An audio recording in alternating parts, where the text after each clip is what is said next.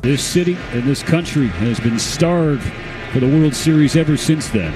For Blake Snell, he toes the rubber, and he becomes the third Dodger pitcher to start 3 Game 1s in a single postseason, joining Clayton Kershaw in 2017 and Walker Buehler in 2020. But Rick Monday, he has been a tone setter for the Dodgers. Yeah, now the question is, we talked about the Dodgers, will they not expand the strike zone on the splitter by Savage? Now the question is going to be for the Blue Jays, will they lay off the changeup? That just miracle pitch, if you will, for Snell. Will they chase it out of the strike zone? The DH leading off for Toronto, George Springer, the former Houston Astro.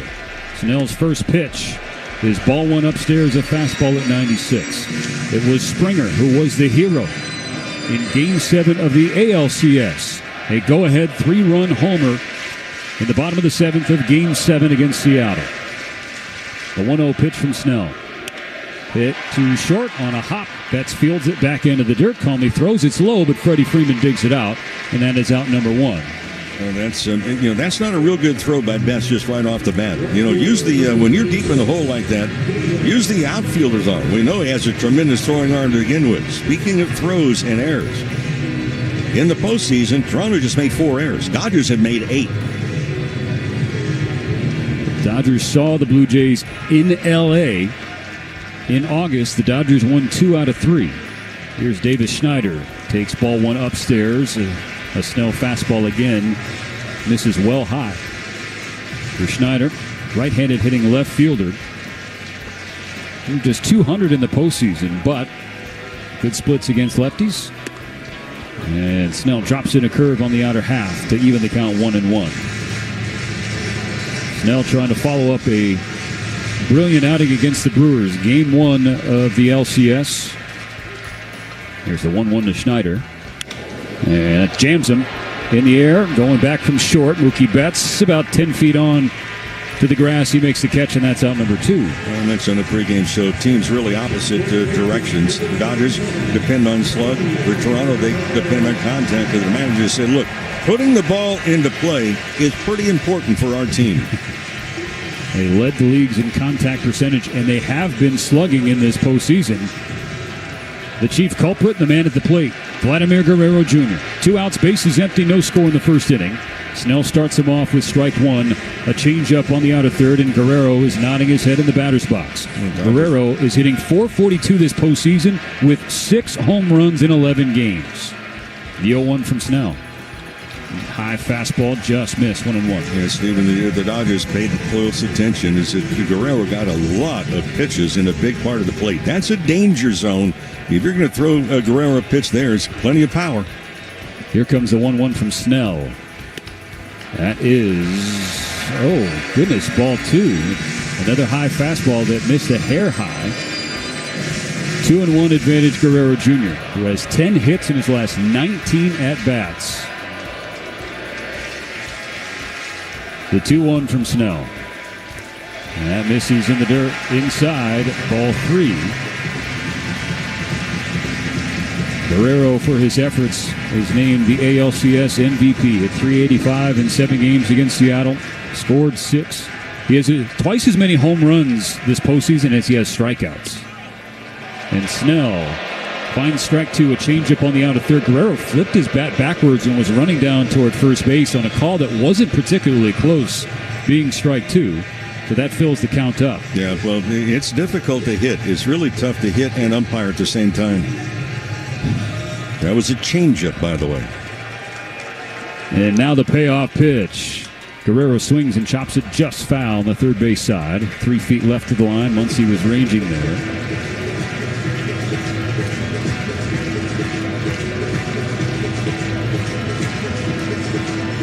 No score, bottom first. 2 outs and the bases clear for the Jays. 3 balls and 2 strikes on Guerrero Jr. Postseason OPS at 1440. 5th highest in history. Another 3-2 pitch on the way. It is low, ball 4 in a 2-out walk. He came back with a breaking ball. One thing that's remarkable about Guerrero to keep in mind, you mentioned a high batting average in the 19 at-bats. He's only struck out 3 times in those 19 trips. How about this? A standing ovation for the cleanup hitter, Bo Bichette. A question of whether he would even be on the roster. He's in the cleanup spot, playing his first game since the 6th of September. He's been out with a left knee sprain. 2 outs, and Guerrero on first. Ball 1 inside from Blake Snell. Bichette was second in the American League in batting average during the regular season at .311. He trailed only Aaron Judge. 7th year in the majors, all with Toronto. On a 1-0 pitch, Bichette checks up on a fastball inside, ball 2. Yeah, both pitches have been inside, and yet that's really against the defense. While the infield's playing to pull, the outfield is playing Bichette like he's a left-handed pull hitter. It seems like there's some nerves for Blake Snell. 14 pitches, only 6 strikes so far. The 2-0. That's ball 3, up and in. 3 pitches, fastballs in, well off the plate. Yeah, the fastball command has been elusive to start game 1. After walking Guerrero, he's fallen behind Bichette 3-0. Here's the pitch. A swing and a cue shot through the right side. A dribbler into right field. Guerrero going from first to third. He is there without a throw, as it was down the third base line. Muncy to a knee to keep it in front of him. Mo, that was a changeup off the very tip of the bat from Bichette, and it just squeaked through. Freddie Freeman had no chance to play it, holding Guerrero on first base. And so Toronto's got something cooking with 2 out. It was like he was playing pool right off the end of the stick. Charging was Teoscar Hernandez in right. He really had no play in right field, and then made a bad throw. It went only about 90 feet in the air. And it was like a 4 or 5 hopper to third base. Now the catcher Alejandro Kirk, the Mexican-born backstop. First and third, 2 outs in the first, no score yet. Here's the pitch from Snell. High fastball, ball 1. Again, the fastball missing the zone for Snell. Stephen, this is where the Blue Jays really hit pay dirt in the postseason so far, as a team hitting .286, runners in scoring position. A ball and no strikes. The pitch from Snell. Kirk swings and fouls it straight back into the net. Yeah, .286 average, runners in scoring position. 75 points higher than the Dodgers so far in post.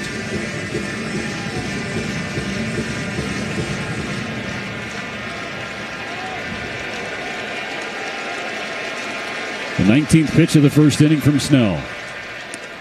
That is way high, head high fastball, ball 2. And Will Smith is going to come out and give Snell a little visit and a breather. He's about to throw his 20th pitch of the inning. Break up the routine right here. Rather go the same thing over and over like Groundhog Day. Mound visit brought to you by Jacoby and Myers, because everyone deserves justice. Snell got the first 2 outs in this first inning, seemingly without issue. Then a full count walk to Guerrero, and he fell behind Bichette 3-0 before giving up a squib base hit. So Blue Jays on the corners, 2 outs. 2 balls and a strike on Kirk. The catcher hit .282 in the regular season, 130 games between catching and DHing. He's hitting .222 this postseason.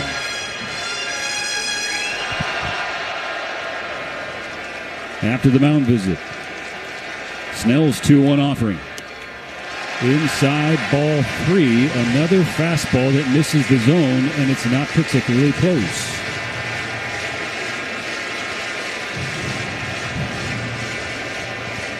So another hitter's count for a Blue Jay batter. 3-1. The pitch. Kirk swings and fouls it back. It was a curve in the heart of the plate. Full count. We've seen low pitch counts from Snell, but not here. This is the 3rd consecutive batter with a 3-ball count. This is exactly what the Blue Jays want. Get the pitch count for Snell up so they can get into the Dodger bullpen sooner. Kirk calls for time. He's granted it. 21 pitches. Looking at Snell's outing so far this postseason, it looks like the most pitches he has thrown in an inning came in the division series against Philadelphia, 24. This is number 22. 3-2 to Kirk. Hit foul over the net behind home plate to our right. Yeah, it was 24 pitches in the 6th inning in Game 2 against the Phillies.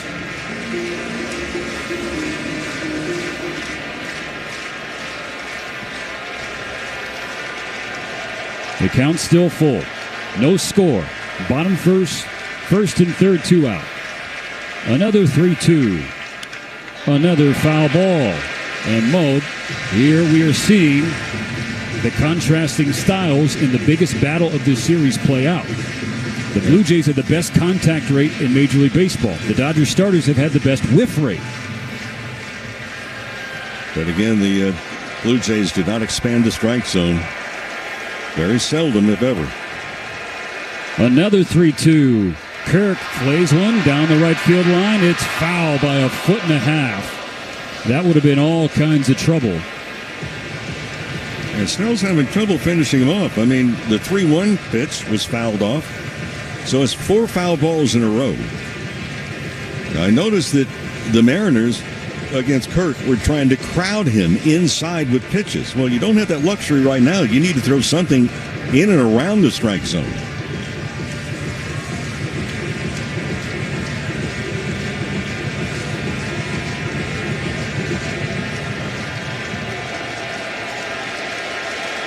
Pitch number 25 of the first inning for Snell, trying to get out of it.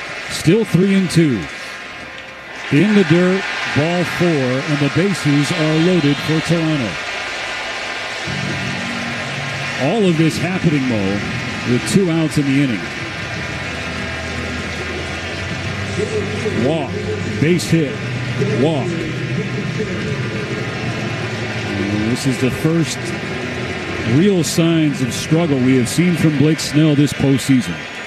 Bases loaded, 2 out, Dalton Varsho, the former Diamondback, in his 3rd season with the Blue Jays. The pitch from Snell. This is upstairs, ball 1, a high curve.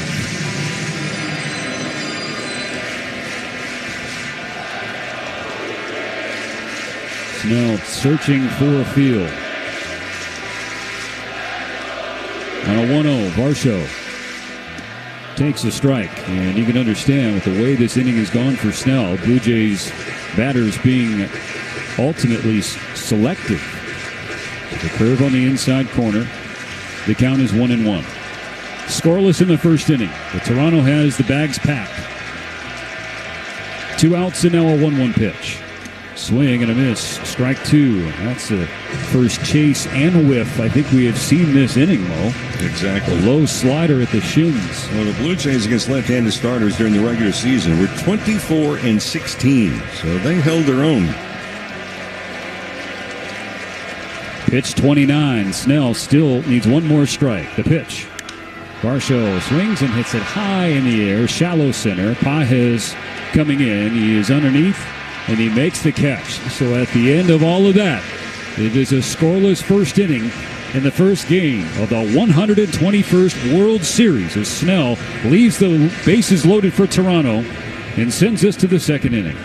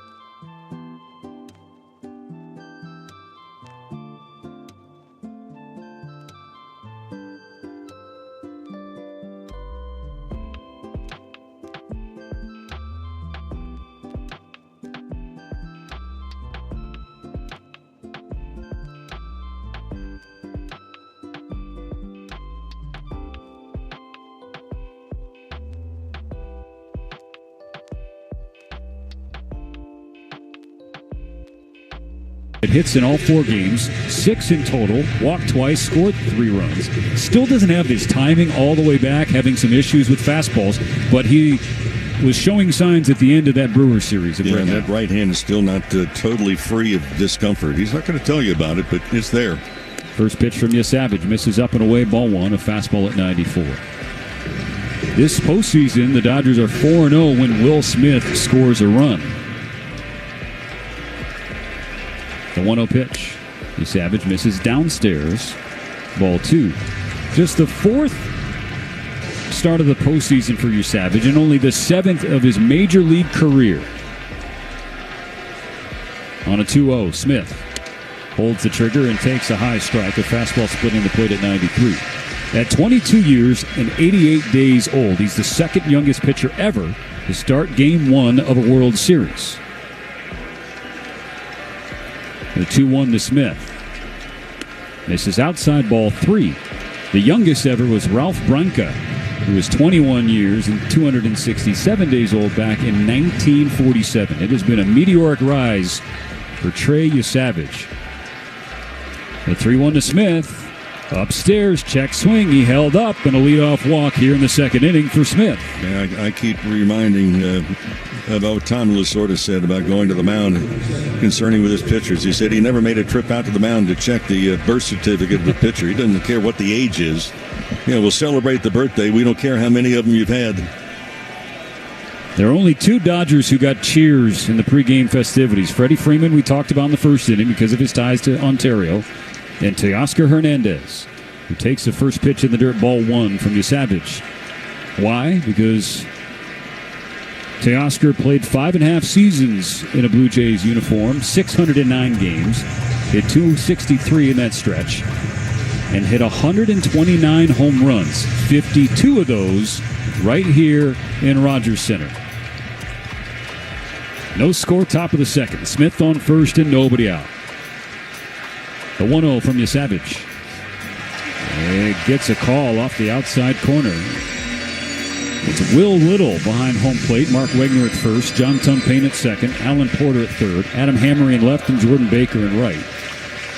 The umpire and crew for Game 1. On a 1-1. Savage dots the inside corner at the knees. Hernandez grimaces out of the batter's box. Didn't think that was an accurate call, but it looked like a good one. Little in his 12th postseason series, his first World Series. Hernandez has a brief conversation, a friendly one with Little before he digs back in. A ball and 2 strikes. Savage sets into the stretch. First base side of the rubber. A 1-2. Hernandez swings and grounds it to short. Could be 2. Jimenez goes to Bichette, and there's a late turn. So only 1 out on that play. Remember, Bo Bichette is at second base tonight. Mo, he hasn't played there since he was in AAA back in 2019. But because he is still playing with a sprained left PCL, not going to play short. Can't DH because Springer's there, and he hasn't played the outfield in a month, basically. So Bichette is just grinding through things at second. For those that don't have the medical degree, that's a knee. Good point.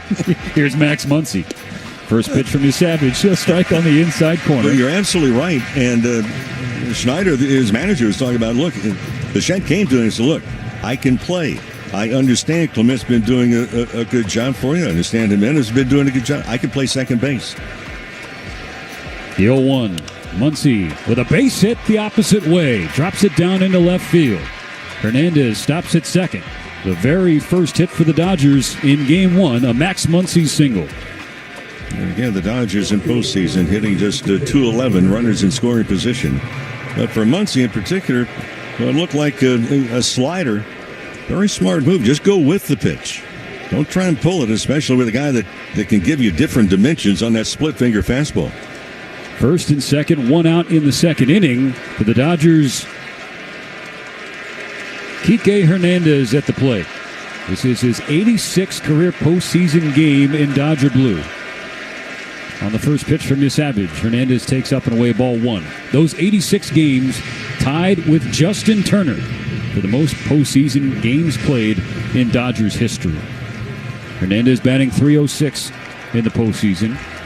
It's in 7 of 10 games. The pitch from Yesavage is swing and a miss. Strike one, a fastball by him at 93. Yeah, that's a good fastball. Well, at 93, that's basically average fastball to Major Leagues this year. But that was the long swing, trying to get some power. Dodgers trying to break the ice here in Game 1. The 1-1 pitch. Hernandez, base hit up the middle. Teoscar Hernandez gets the green light. There won't be a throw home. Kike Hernandez, postseason player, gives the Dodgers the first lead of the World Series. Well, it's a big break, and there are players that just really answer the bell when the brightest lights have been turned on, and you don't get any brighter than the World Series. So one Hernandez brings in another and makes it 1-0 L.A. And my question to this point right now in this inning, where's that split-finger fastball that has been devastating for Yesavage? We have not seen it. What we are seeing now is Tommy Edman. Muncy on second, Kike on first. The pitch. Misses inside, ball one. Tommy's first at-bat is brought to you by Edmunds. Get an offer for your car? Find your next one on Edmunds.com.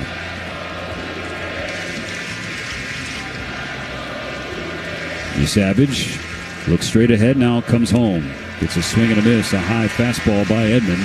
1-1. The straw in right field is a little bit shallow. Very good outfield defensively, and some pretty good arms. And they really rally around the big glove in center with Varsho. He can run it down. The pitch. Swing and a miss. And Tommy went chasing a fastball that was chest high for him. 1-2.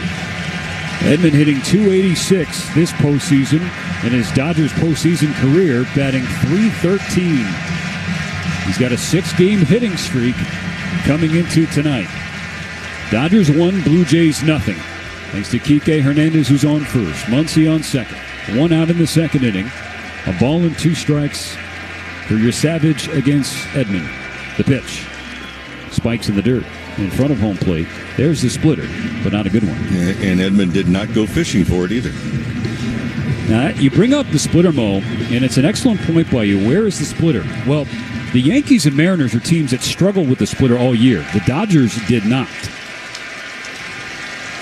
So perhaps the Savage trying to get him guessing. Edman tomahawks one, dribbling up the third base side, and there won't be a throw.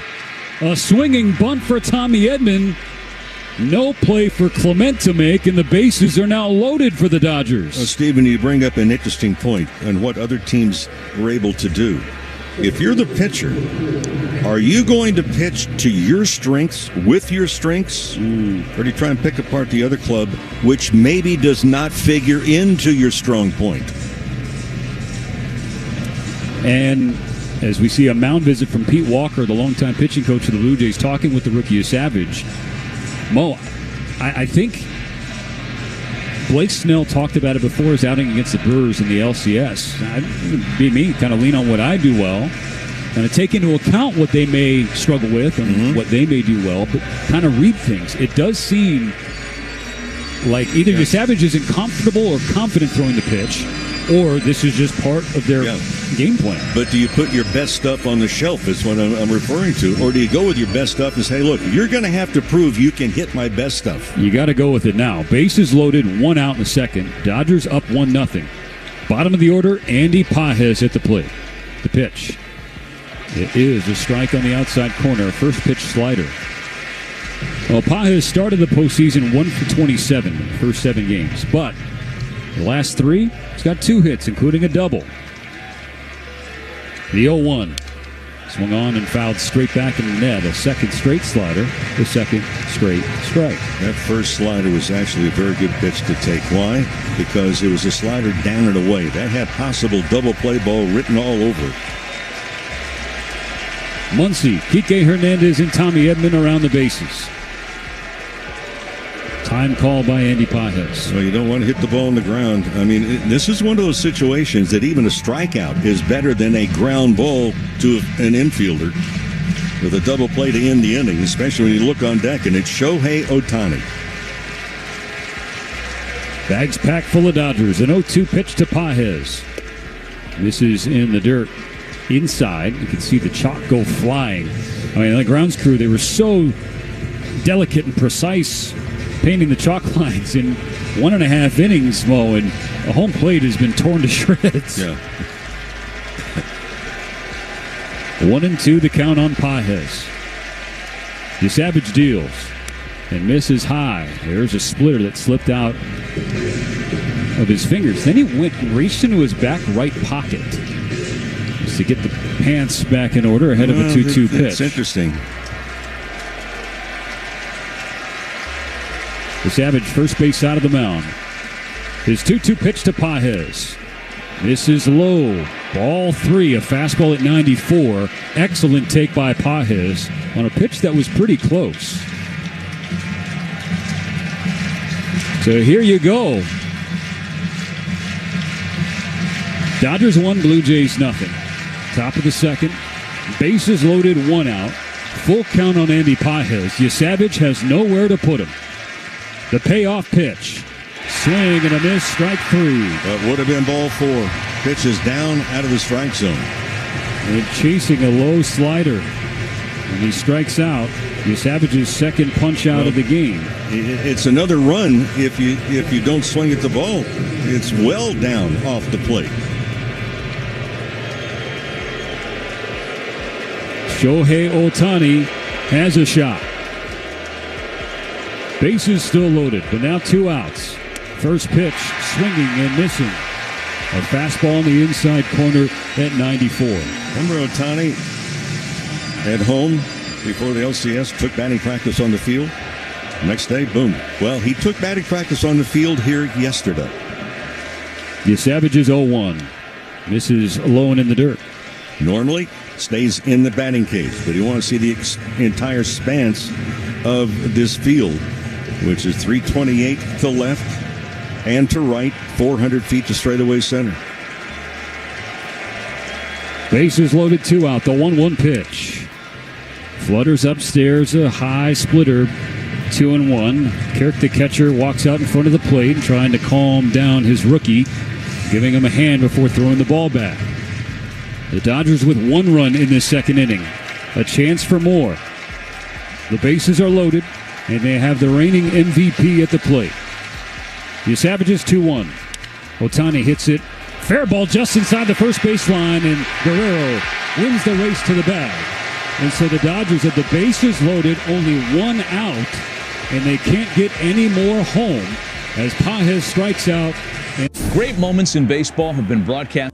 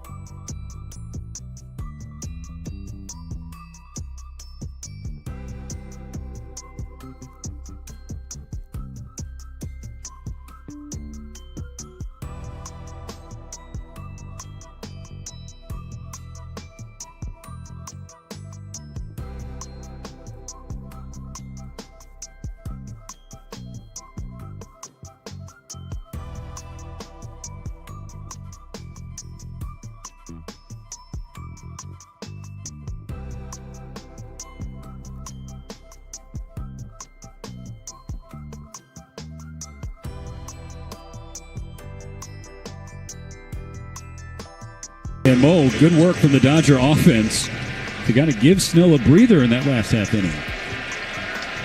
First pitch of the second from Snell is a strike. A first pitch changeup to Ernie Clement. As the Blue Jays will send the bottom of the order to the plate, 7, 8, and 9 this inning. The 0-1. Swung on and fouled back. Fastball just off the outside corner.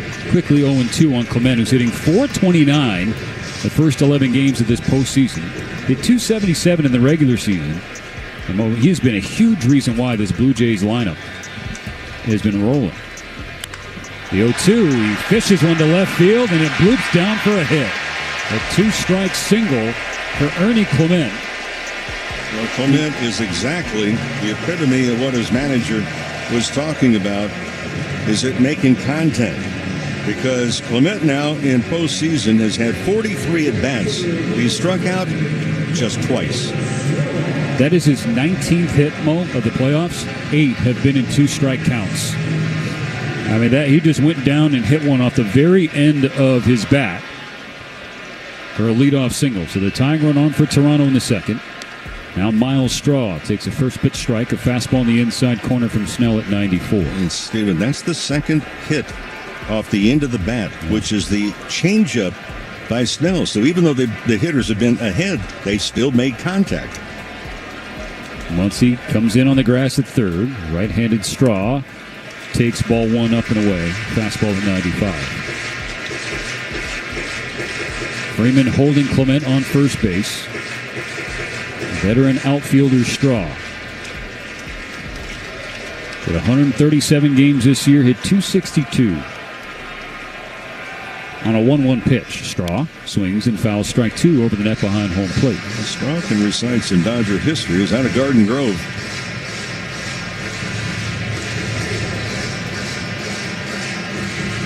Blue Jays have 7 guys with at least 7 RBIs this postseason. As a team, they are scoring better than 6 runs per game, nearly 6.5.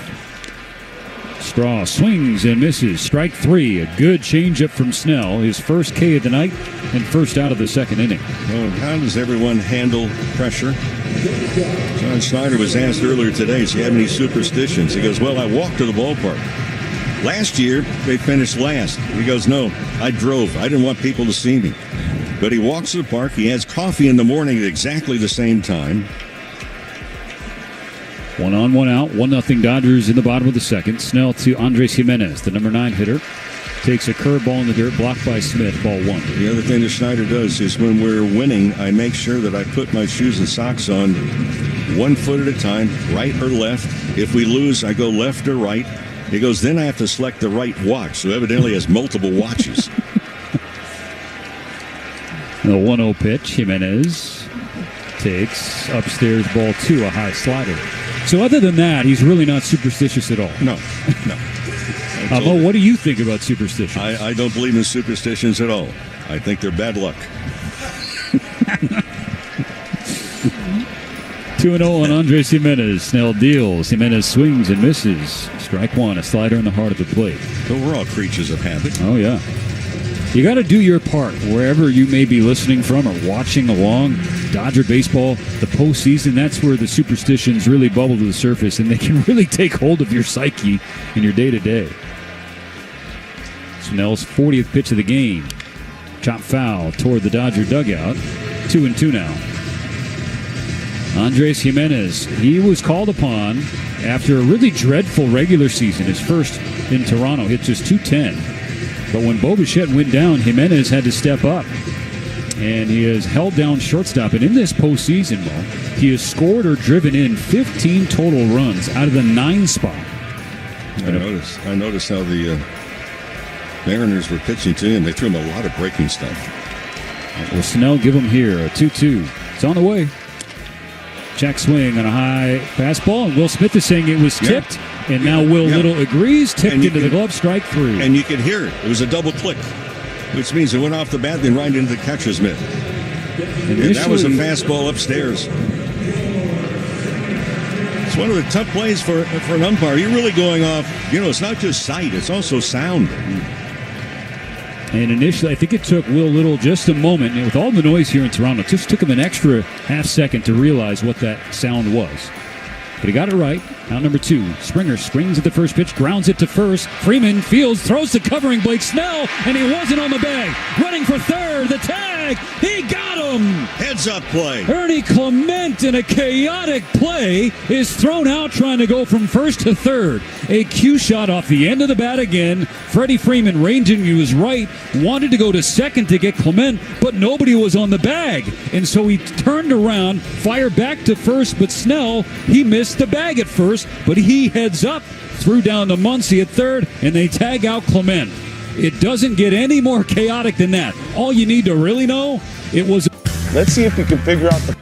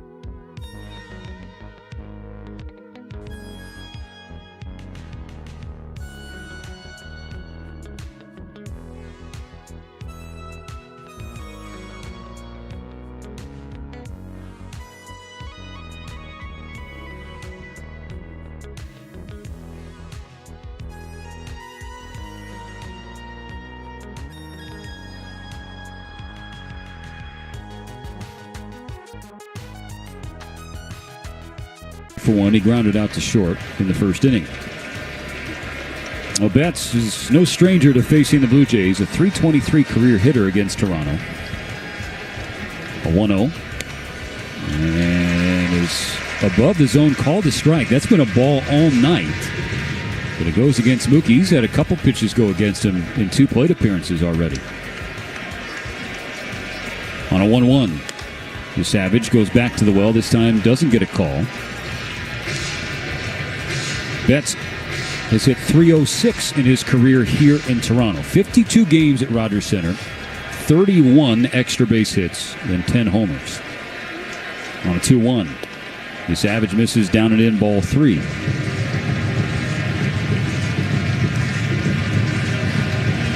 The Savage pitched in 5 different levels of the Blue Jays organization this year. His 3-1 offering. And that misses high. Ball 4 in a leadoff walk. The second straight inning, the Dodgers have started with a leadoff free pass. And I just wonder, is it, the pressure is you can build it up in your own head. When I saw the numbers today, just doing some research on Savage, when he made his first start this year in A-Ball in Dunedin, Florida, a crowd of 327, and here's 140,000. Freddie Freeman swings at the first pitch, fouls back, strike one into the net toward the Blue Jays on deck circle. Fastball at 93. Freeman's 0 for 1 tonight. This is his 12th career World Series game. Entered this Fall Classic a .310 hitter in the World Series. The 0-1 from Savage misses inside. 11 games, 8 extra base hits, 6 homers, 17 RBIs. Last year against the Yankees, Freeman drove in 12 for the Dodgers' 25 runs. Pickoff attempt. Mookie dives back into first. Left side of the infield playing the pull, I think, more than any team that we have seen so far against Freeman this year. The third baseman, Clement, is almost at the shortstop position.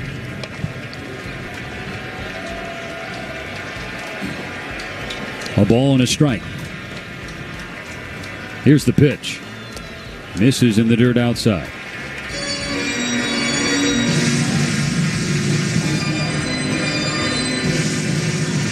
It was a year ago in this game, Game 1 of the World Series.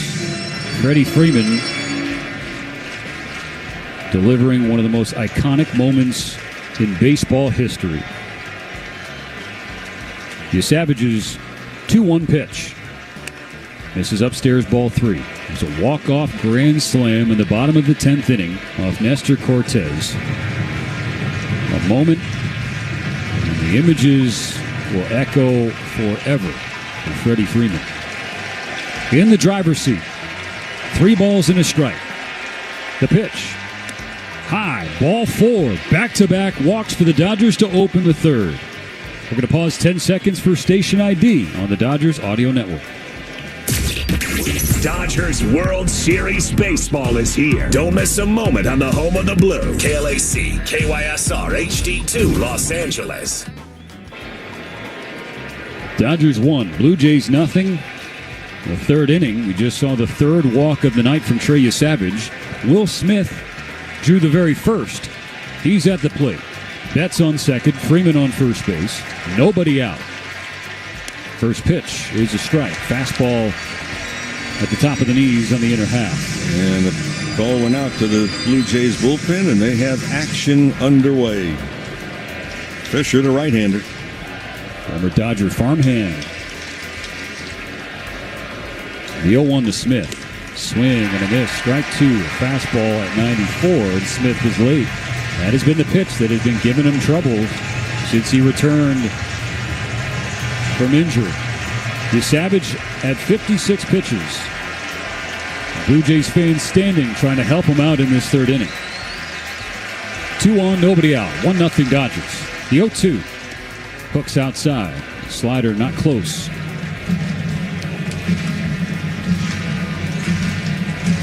Will Smith with the most postseason home runs by a Dodger catcher with 8 in his already stellar career. On a 1-2. Savage misses upstairs, and the count squares up. Kirk, the catcher, tried to frame up and steal a strike call, but that was a little too high to fool Will Little.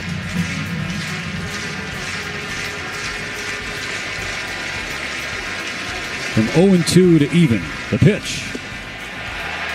Ross misses away, and the count is now full. And the 39,000 umpires at Rogers Center voice their frustration. Well, it missed.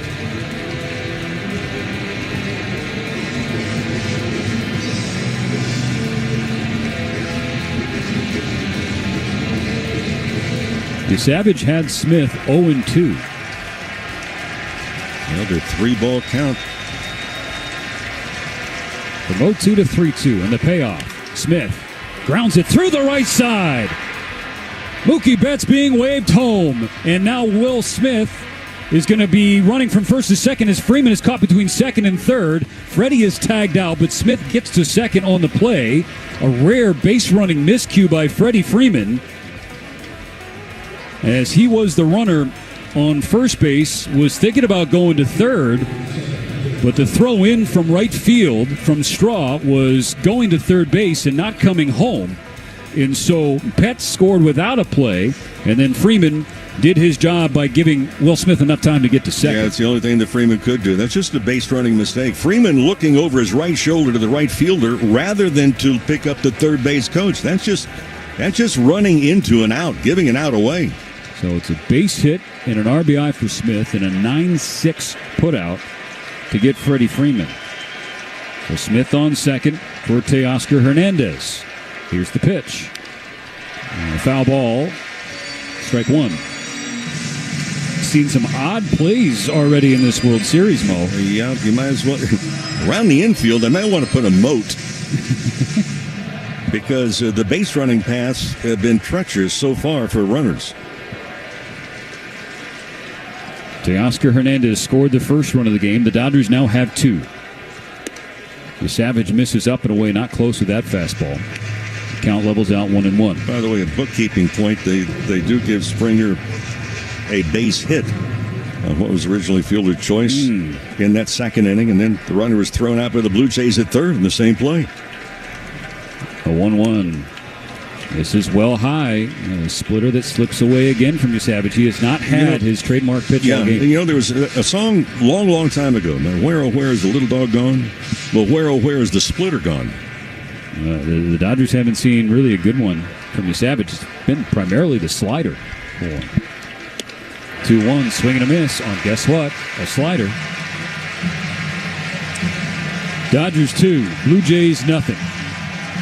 Well, at this point, Savage knows that he's not really been total command of that splitter, so he is relying more on that elevated fastball and the slider. Here's the 2-2. It misses low and outside. Another full count. Another 3-ball count for the rookie, who's had 65 pitches with only one out in the third inning. The Dodgers have doubled their lead. Scored a run in each of the last two frames. They have a chance for more. Smith on second. The payoff. Hernandez grounds the ball up the middle. Stopped on a backhand by Bichette. Falling away, throwing on one leg, and he gets it in time to beat Teo for the second out, and Vlad Guerrero Jr. pointing at Bo Bichette, who's now limping in shallow left field. Mo, folks, you got to tell him how hard that is to make a play with that injury. Well, it's hard enough to make that play when you're on two good legs. Well, he's still favoring the one knee that has been bothering him and kept him out for a month and a half, and this is his first game back since that time. Remarkable play. Smith did advance to third on the play. 2 outs. Max Muncy the batter. 2-0 Dodgers in this third inning. Here's the pitch. It's in the dirt. Ball one. Well, friends, experience the thrill of World Series live. Games 3, 4, and 5 at Dodger Stadium beginning on Monday at 5 o'clock. So secure your tickets. Dodgers.com/postseason. The 1-0 is in there. There's the first good splitter. Muncy took it for strike one. Max is 1 for 1. He's singled in the second inning, was stranded on the bases. Smith on third. 2 out. The 1-1 pitch. Swing and a miss. And a slider down and in. Would have been a ball. With the whiff, it's strike two.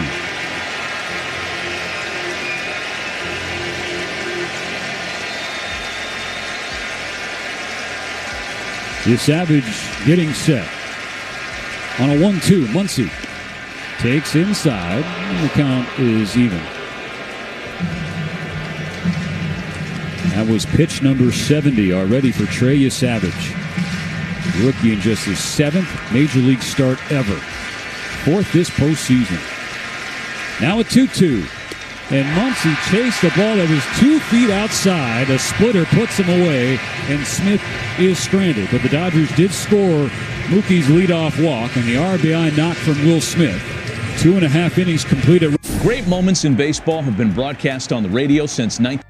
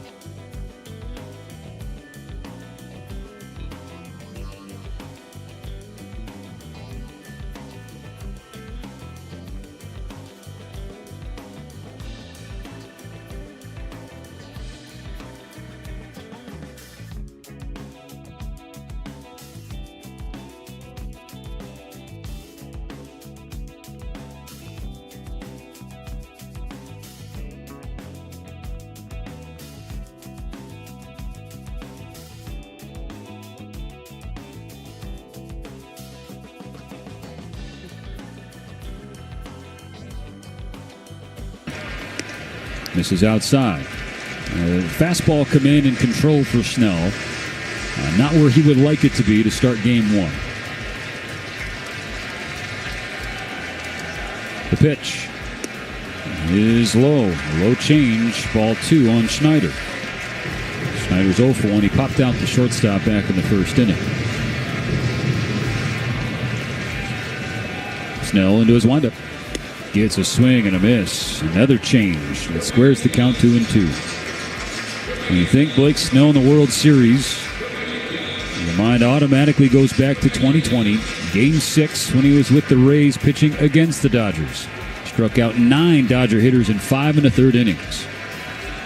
His 2-2 to Schneider is low. Ball 3. But you don't think about the 9 Ks. You think about Kevin Cash removing him after just 73 pitches with a runner on first and nobody out in a 1-0 game. Here's his payoff. Schneider swings and misses. Strike 3. The helmet comes flying off as Blake Snell threw 4 consecutive changeups. We saw him tooth out a couple of different times for Schneider. After that swing, he was losing equipment. Looked like a yard sale at home plate there for an instant. 3rd K for Snell. 1 gone in the 3rd inning.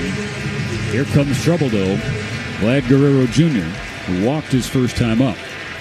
Dodgers 2, Blue Jays nothing. Bases empty, 1 out in the 3rd.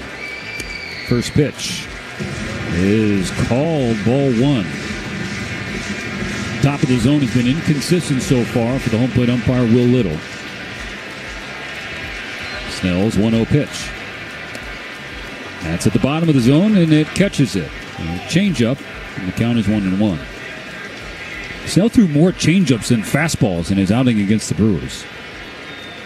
On a 1-1, Guerrero swings and fouls back a strike over net to our right.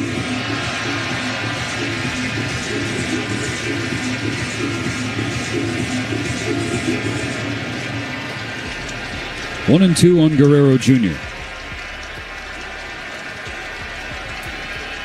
Snell delivers and spikes a ball in the dirt.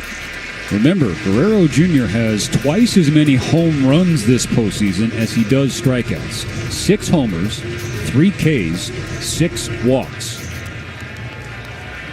He was ice cold to finish the regular season, got scorching hot in a hurry. The 2-2 from Snell. This is up and away, and the count is now full. So you have him 1-2, and now he's got you full. Yeah, you don't really think of a big power hitter in 43 at-bats, just 3 punch-outs. The payoff pitch. Hit on the ground, left side and through. In between Muncy and Mookie Betts, who was going to his right. He slid to try and stop it, but couldn't get it. And so a 2-strike single. Vladimir Guerrero Jr. trying to fire up his dugout, because that base hit does bring the tying run to the plate for Toronto. As Guerrero stays hot, he's reached twice already. Vladimir Jr. saying that he wants to win a World Series ring and give the ring to his dad, who's here in attendance, by the way. That's right. Whole family came up from the Dominican Republic. And now another ball player, another Blue Jay with bloodlines, Bo Bichette.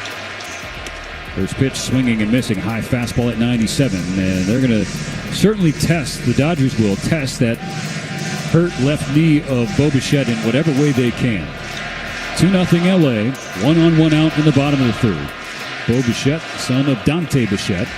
Swings at the 0-1, grounds it to Freddie Freeman. In the glove on a backhand, goes to Betts for one. Here's the transfer, and it's in time. The jump throw from Mookie, and he runs over to Freddie. They tap the gloves and head back to the dugout. Oh, Mo, you love that. The little things in baseball. 3-6-3, inning-ending double play. 2-0 Dodgers going to the fourth.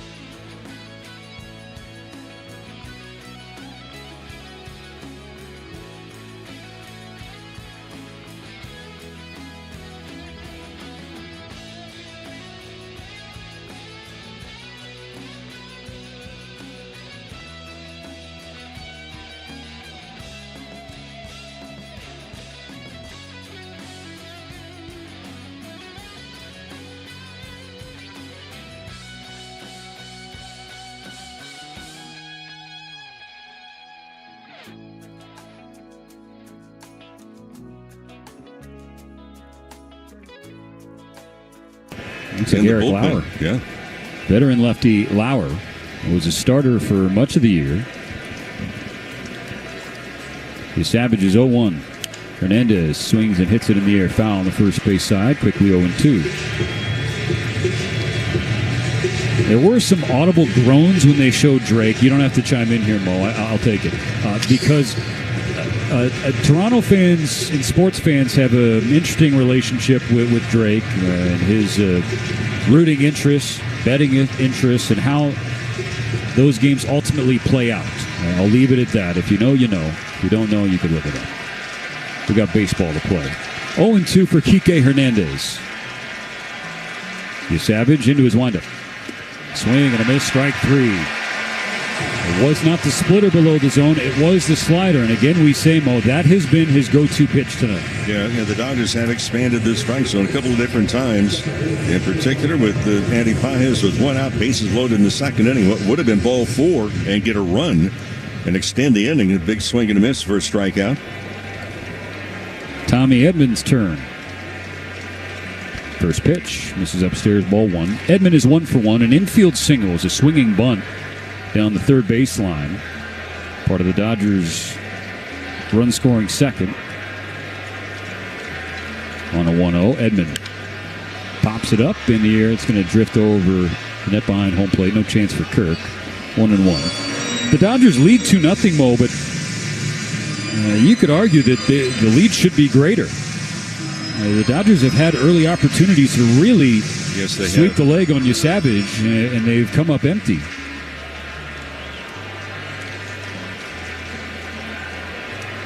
A ball and a strike. Savage deals. Edman swings. Jammed again. Pops it up again. It's foul again. 1-2. In the third, after they scored a run,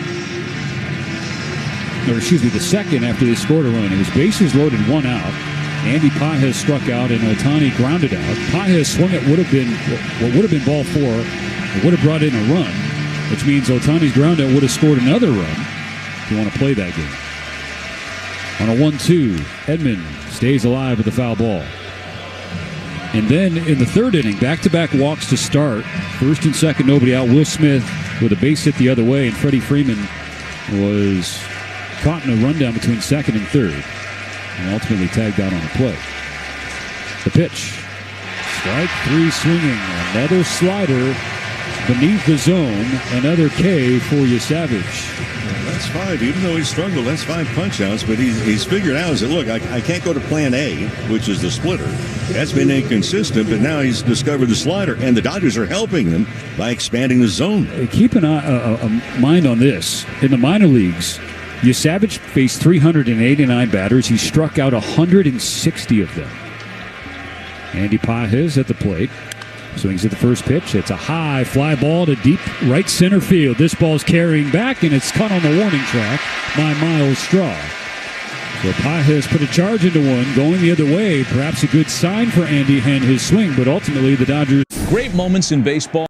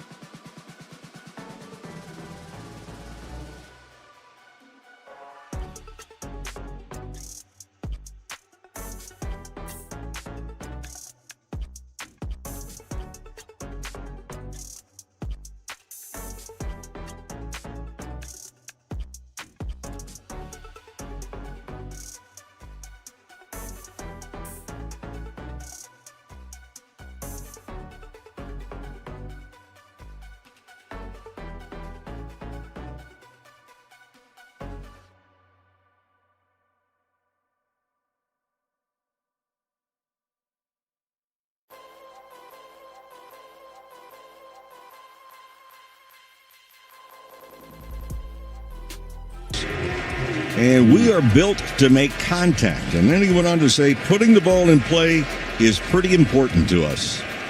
Alejandro Kirk, the catcher leading off. Takes strike one, a curve on the outside corner from Snell, who's reined in the pitch count after 29 pitches in the first. Much more Snell-like the last two frames. Yes. The 0-1. Swing and a ground ball foul on the third base line. But the Blue Jays are still making contact, even though they've been out in front. As you brought up, 3 different changeups they've hit off the end of the bat. 2 of them have been for base hits.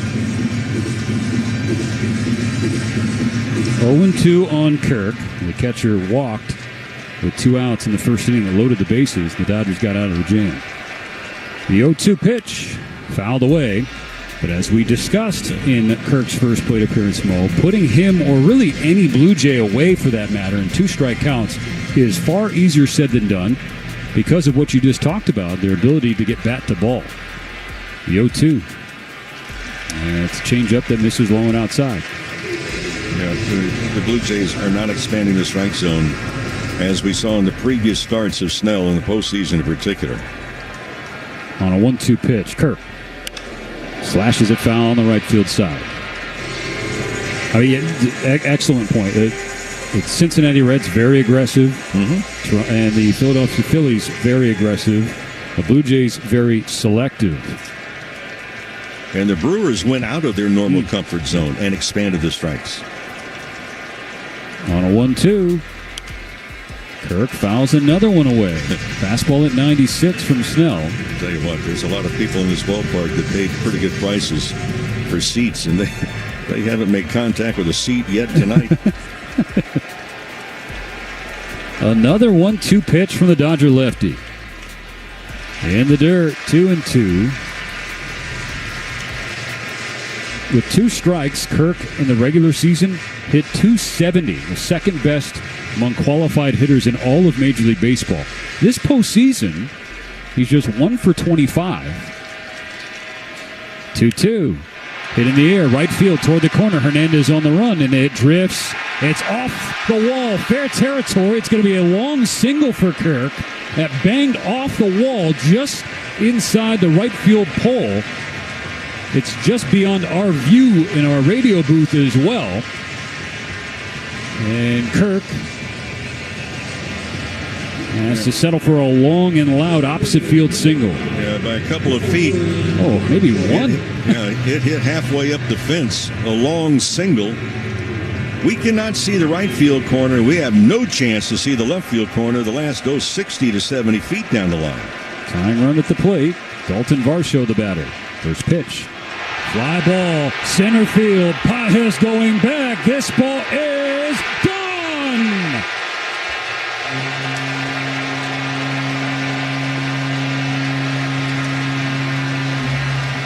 Dalton Varsho ambushes Blake Snell with a game-tying 2-run homer to dead center field.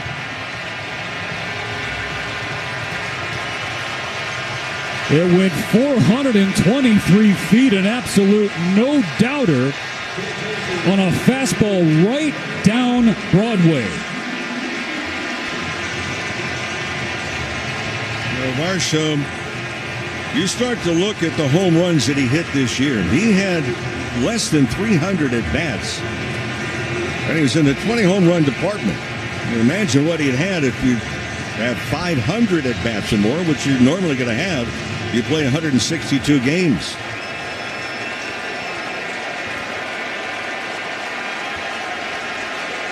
That was a center-cut fastball, a bad fastball from Snell, and the Dodgers' lead is gone, 2-2.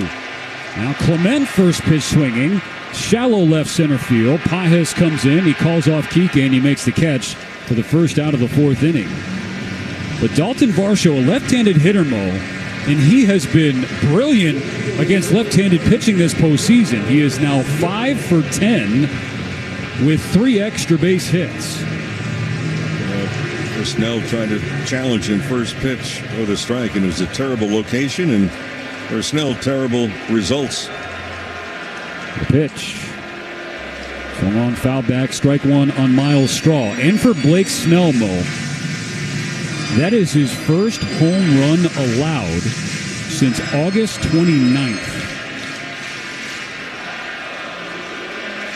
The 0-1 pitch. Now Straw sends one left center field toward the gap. Kike runs over and he makes the catch.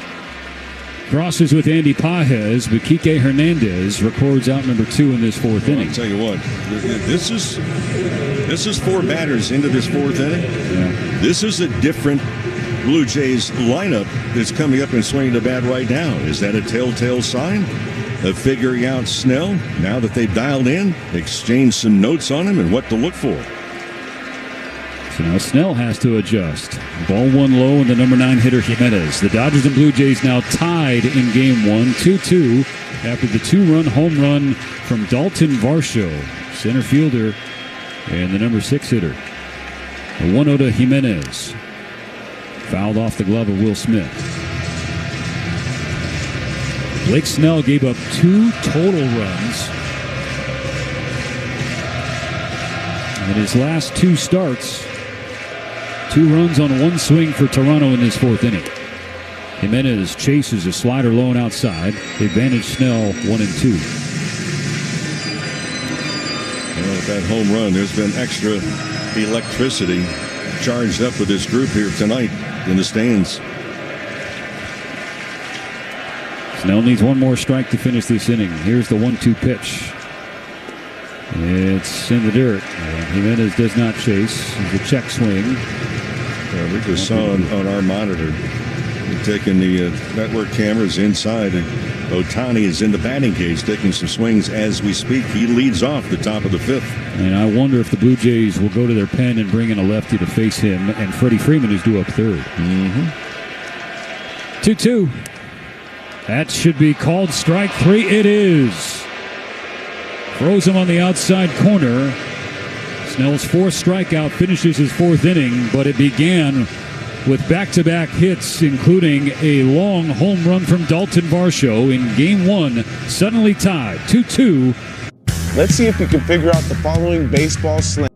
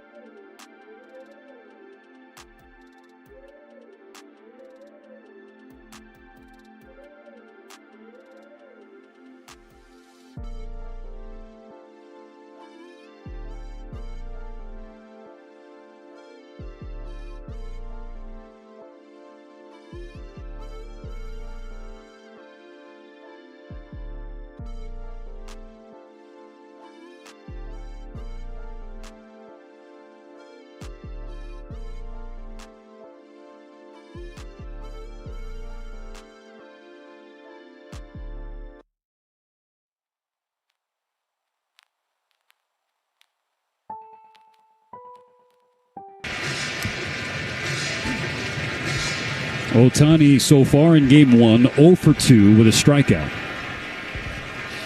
Lefty deals. And Ohtani waves at strike 2. The sweeper. Ohtani pulling off the ball. He's going to have to think about going up the middle. Think left center and right center to stay on the ball a little bit longer. The swings that we saw in game 4 of the championship series. Fluharty's 0-2 pitch to Ohtani. This is outside. Back-to-back sweepers. That's ball 1.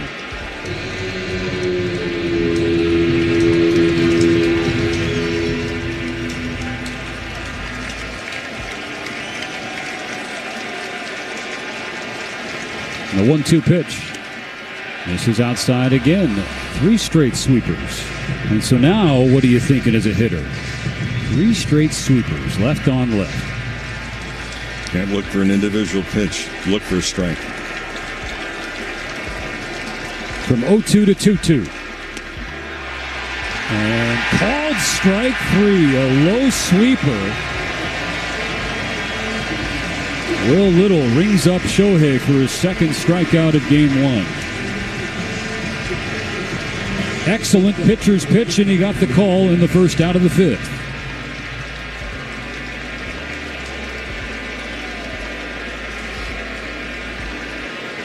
So now Mookie Betts.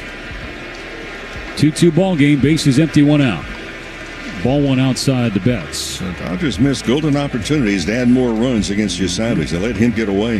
Had difficulty in the second, again in the third. Dodgers, a couple of bad swings and some bad base running.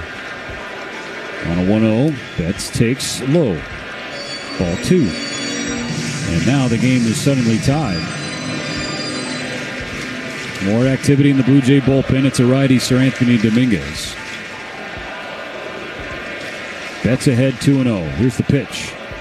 Fluharty gets a call off the outside corner. Mookie must have done something to bug Will Little during the regular season, because 3 plate appearances, 3 different pitches that appeared to miss the zone, appeared to from our vantage point, have been called for strikes. On a 2-1. That's the top of the zone, and Mookie shaking his head as that's called strike 2.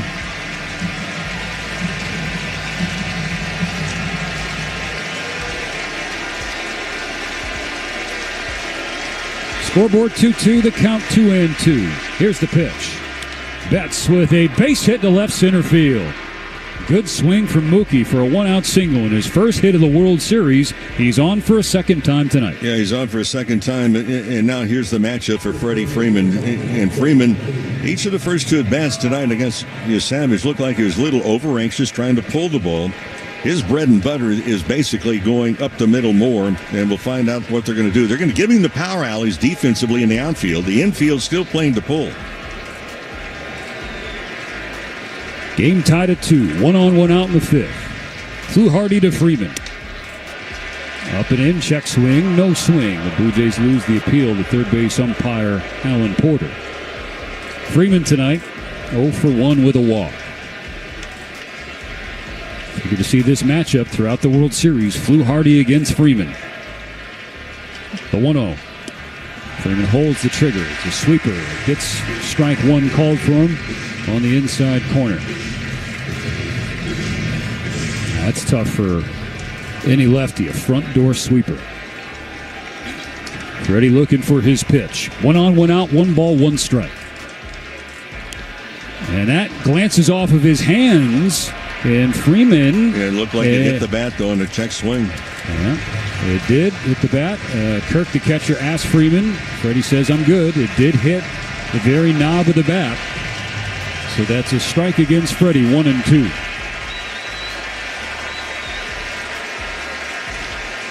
Betts on first, 1 out. Here comes the 1-2. Freeman fouls it away.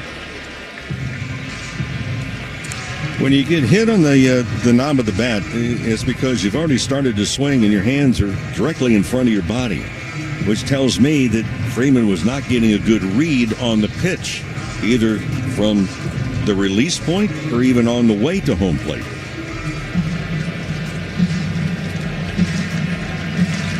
Dodgers have the go-ahead run on first base with Mookie Betts.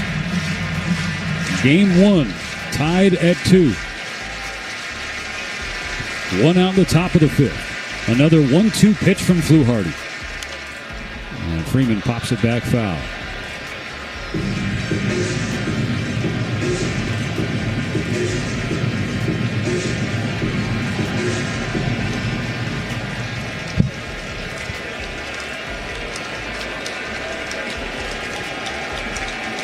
The lefty on the mound. The lefty in the box. Another 1-2 pitch. And Freeman pokes it foul on the left side. Hung back to get a piece of a sweeper. Good back control from Freddie. Yeah, it is. And he throws that breaking pitch to lefties 51% of the time. So, forget the fastball. Forget the off-speed pitch. Another 1-2. And Freeman toward the right center field gap. Varsho over on the warning track. He makes the catch. He spins and fires back to the infield. Mookie Betts retreats back to first base. A good swing from Freddie Freeman. Decent contact. Much better swing. Not a difficult play, but for Varsho, I mentioned earlier, he can run it down with the best of the center fielders in baseball. And Fluharty, having faced 3 Dodgers, is going to get the hook from John Schneider. You figured this would be the case. They want to limit the number of looks the Dodgers have on the lefty Fluharty.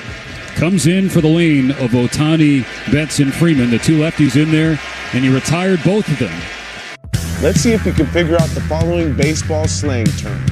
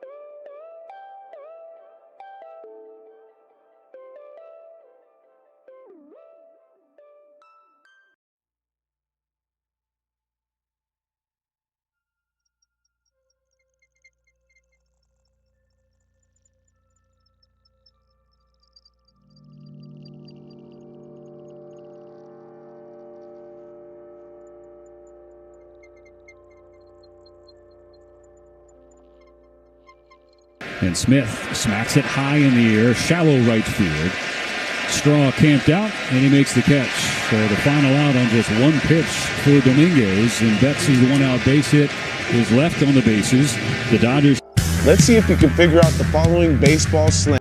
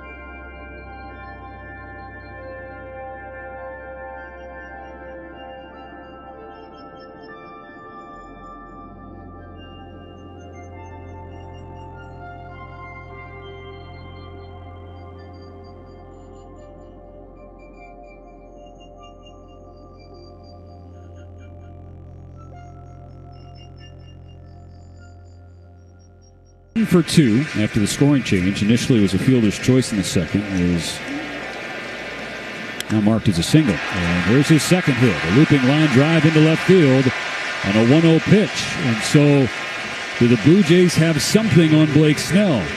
Because, Mo, I'm not insinuating, just to be clear, anything nefarious, but you just don't see these types of swings against Blake Snell. At least we haven't in the postseason. And that was another swing off the end of the bat on a changeup.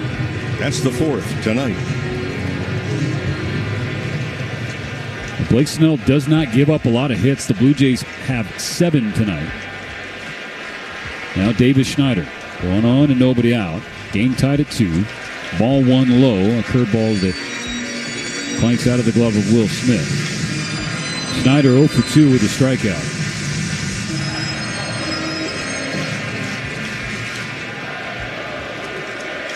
Snell approaching 80 pitches here in the bottom of the 5th inning. Schneider takes one. It's a strike. A changeup down the middle and at the thighs.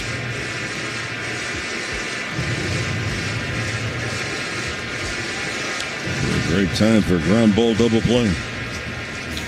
You got one to end the 3rd. Love to dial it up here in the 5th. The 1-1 is in the dirt. Ball 2. A curve blocked by Smith.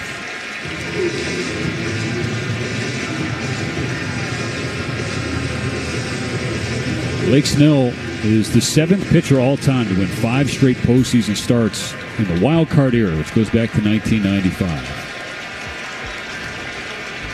Game tied at 2. A 2-1 pitch. Gets a call off the outside corner and squares the count.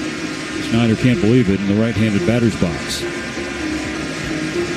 Only 4 pitchers since 1969 have won 6 straight postseason starts.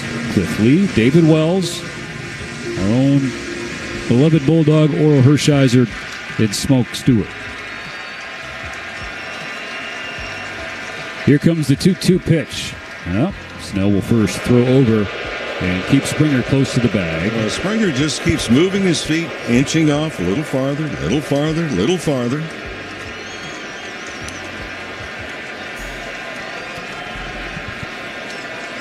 Two in the 5th. Springer on first, no out.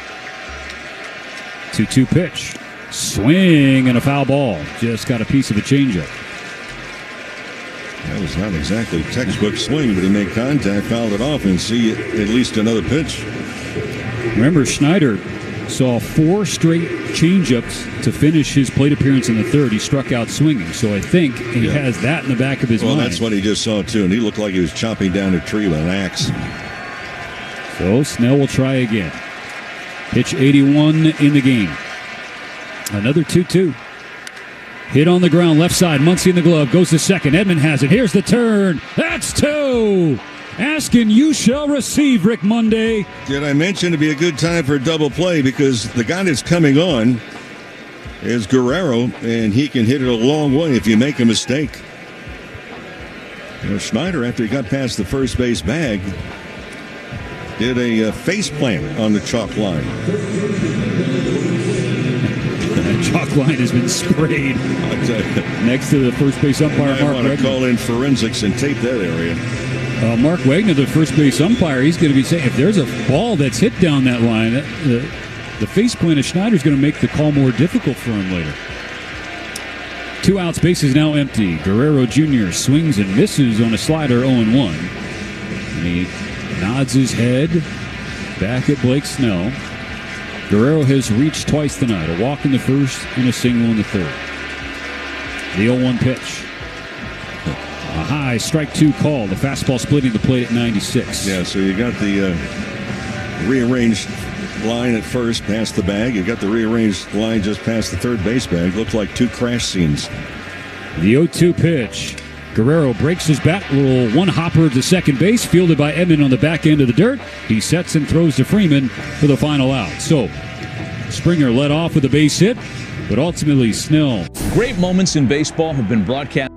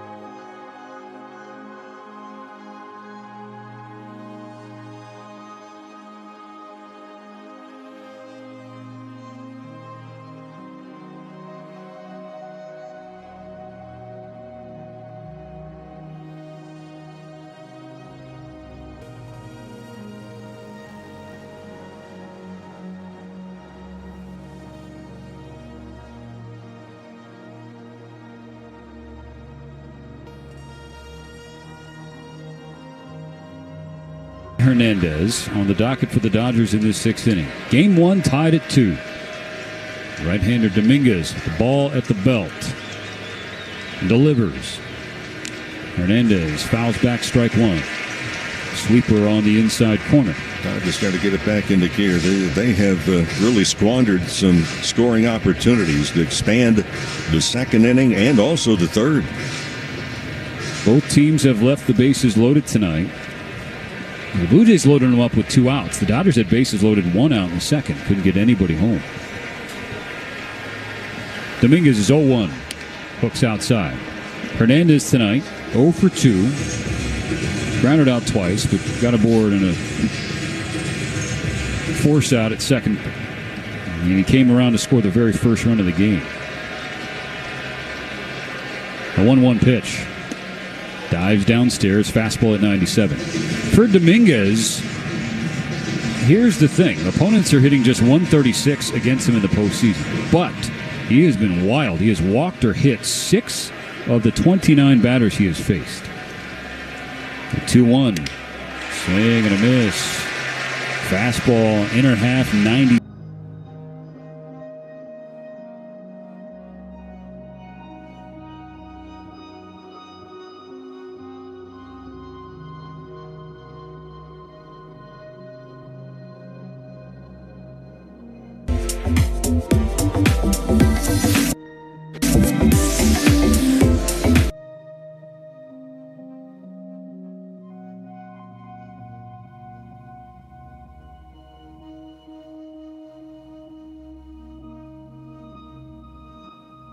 Inner half, 97, and Hernandez could not catch up.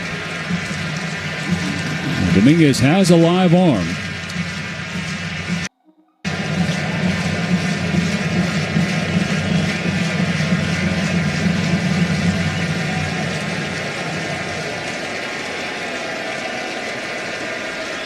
Here comes the 2-2. 98, called strike 3 at the knees. Teoscar Hernandez is telling Will Little that's way down, way down. They had a disagreement earlier, and Teoscar, Mr. Smile for the Dodgers, was much more friendly in that one. This one, he was more emphatic that pitch missed, but Mo, it looked pretty good. Looked good from our angle and on the replay. So a strikeout for Dominguez, 1 out in the 6th inning. And a fastball at the very bottom of the zone. Fastball at 99, but outside ball 1 to Max Muncy. 2-2. They're tied in the World Series. Base is empty, 1 out for the Dodgers in this 6th. And Dominguez misses low and outside again with a fastball at 98. Dominguez had a really good run in the back end of the Phillies bullpen. He's bounced around the last couple of years. Now in Toronto, 2-0. Muncy pops it up. Left side, ranging over Clement, now into foul ground by about 10 feet. Palmer makes the catch. 2 gone.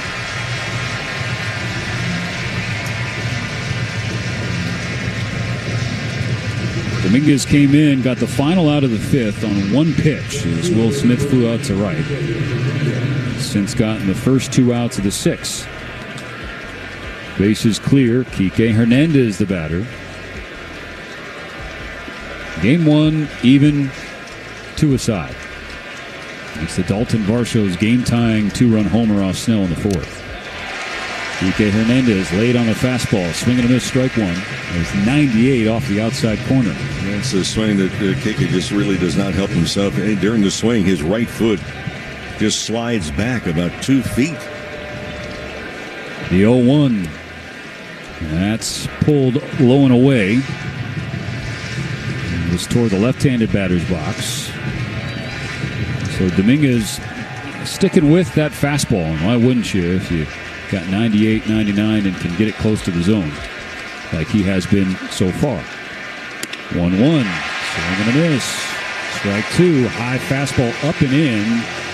That would have been a ball. Instead, it's 1-2.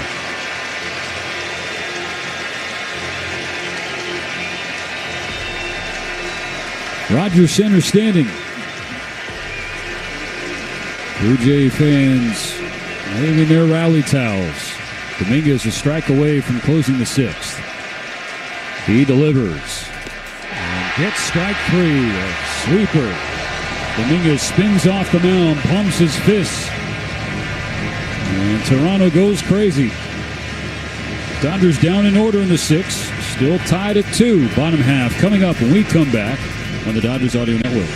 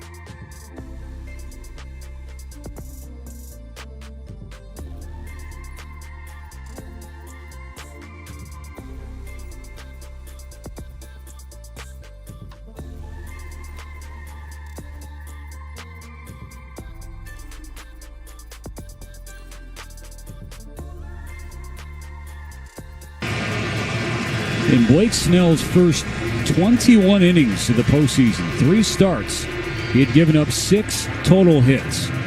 Tonight, Game 1 against the contact-minded Blue Jays has allowed 7 hits in the first 5 innings. Now, to be fair, as we have discussed after they've happened, though, some of them have been little squibbers or soft knocks off the end of the bat, and then some of them have been loud. The loudest, Dalton Varsho's game-tying 2-run homer in the 4th.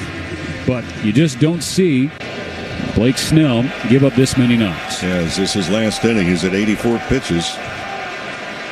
First pitch is low, ball 1. He's checking the landing point on the mound. Ball to Bo Bichette, up for a 3rd time tonight. 4, 5, and 6 coming up for Toronto. Bichette checks his swing on a low changeup. He held up. The Dodgers lose the appeal. Bichette has a batting stance and in swing that, you've got to have great balance because he lifts that front leg very high and very early. The 2-0 from Snell. That's low. Ball 3. Again, Bichette is playing his first game since the 6th of September. Blake Snell fell behind him, a 3-ball count in the first inning. Ultimately, Bichette reached on a single. One of those off the end of the bat. So he's 1 for 2. A 3-0 pitch. Called to strike. Just caught the outside edge. Mark Pryor, the Dodger pitching coach, on the horn with Josh Bard in the Dodger bullpen. We see some scurrying out there in right field, and Emmett Sheehan the first one up. The 3-1 hit foul on the first base side, and that fills the count.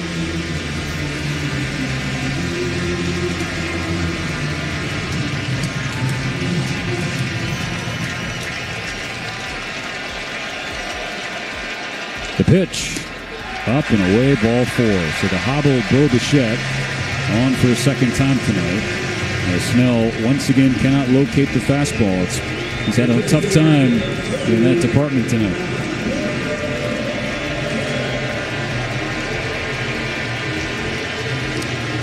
They are going to have a pinch runner for Bichette. Isaiah Kiner-Falefa, the veteran utility man, will take the base of Bichette, who is gingerly jogging back to the Blue Jay dugout. Gets a hug from Vladimir Guerrero Jr. before he goes down into it. 1 on, nobody out in the 6th. 2-2 ball game. Snell against Alejandro Kirk. Singleton scored his last time up. Walked earlier, so he has reached both times. And he slaps one into right field for a knock. Kiner-Falefa is going to stop at second, go station to station. 2 on and no outs against Snell. That is hit number 8 for Toronto tonight. And we have seen that a few times. A right-handed hitter just poking one or slapping one the other way.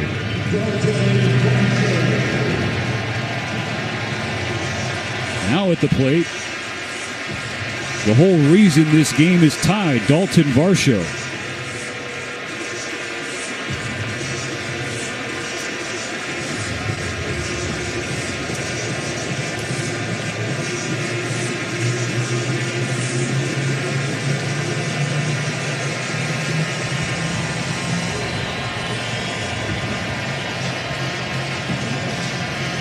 Mark Pryor and most of the Dodger infield, save for Freddie Freeman, went out to the mound for a chat with Blake Snell. Emmett Sheehan warming in the Dodgers' right field bullpen. They're tied at 2 for how long? First and second for the Jays, nobody out, and Dalton Varsho. Blake Snell grooved him a fastball in the 4th inning, and Varsho didn't miss. 423 feet. And from 2-0 Dodgers, they're tied 2-2.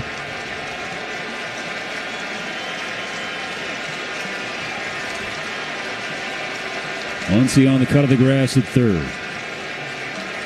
Snell with the ball at the letters. Looks back at second. Comes home. And misses outside. Good work from Smith. Falling over to his left to keep that pitch in front of him. That's pitch number 92 for Blake Snell. He would love second at bat tonight, Stephen, for the Blue Jays, the runner in scoring position. Dodgers are 3 for 7. A 1-0. This is up and in.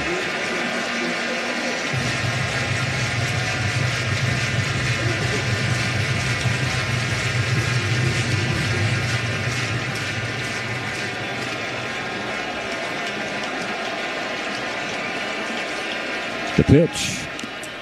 Foul back. 2-1.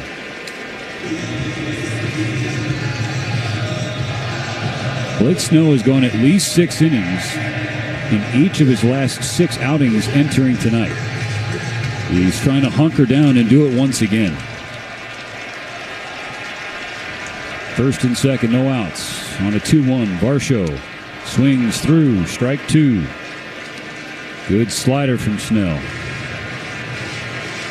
Well, this is a tough guy to get on a ground ball. Tough guy to get the double play because of his speed.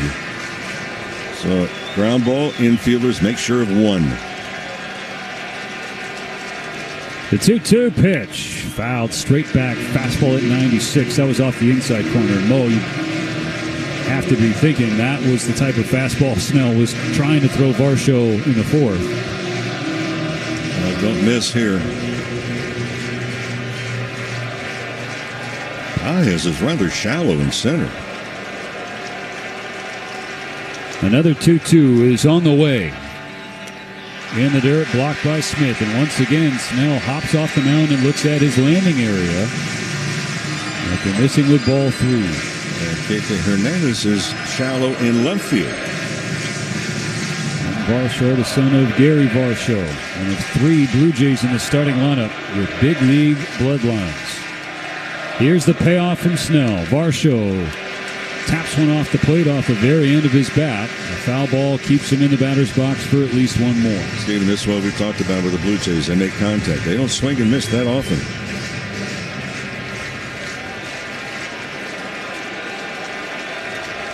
The next one from Snell will be pitch 99. Another payoff to Dalton Varsho. Turns on one down the right field line. It is hooking foul. Got lucky. That was a hanging curveball. I mean a hanger. In the fourth, Varsho torched the fastball, but entering this World Series, he has been feasting on non-fastballs. No, fortunate. It's still just a full count. First and second, no outs. 2-2 in the sixth. The pitch. It comes up and in, and it hits Varsho.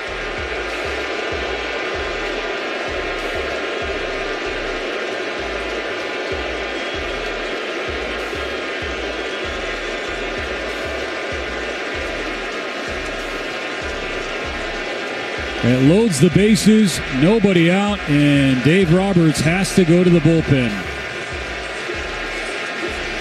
Blake Snell threw 100 pitches, by his standards, had his toughest postseason outing yet. And it comes in game one of the World Series.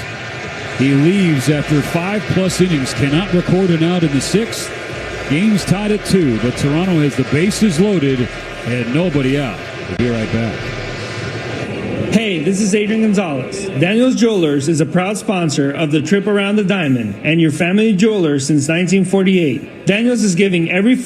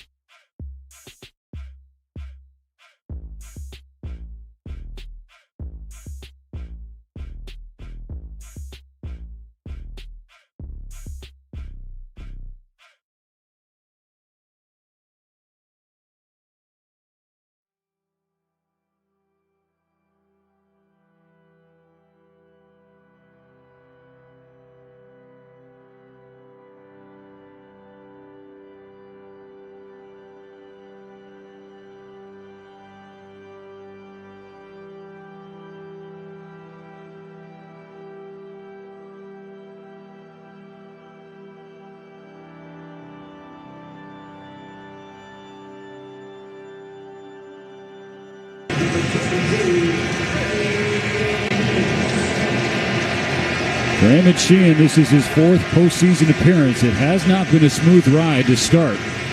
3 1/3 innings, 4 runs on 6 hits, 2 walks, and 2 Ks. And he's got Ernie Clement at the plate. Right-handed hitting third baseman. First pitch swung on and grounded foul on the third base side. Well, this is one of the premier contact hitters that the Blue Jays have in their lineup. Mentioned earlier, he now has a postseason 44 at-bats. He struck out twice. 0-1. Sheehan out of the stretch. And Clement with a base hit up the middle into left center field. 1 run is in. The Blue Jays will go station to station. A go-ahead RBI knock for Ernie Clement. And Toronto has its first lead of the game.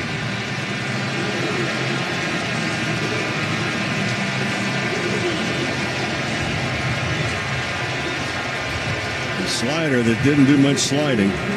It was a weapon for him down the stretch of the regular season, Mo, but it has been very hittable against Sheehan in the post. And now the Dodgers are trailing. Still nobody out. And the Blue Jays will go to the bench. Nathan Lucas is going to pinch hit for Miles Straw. That run, of course, charged to Blake Snell.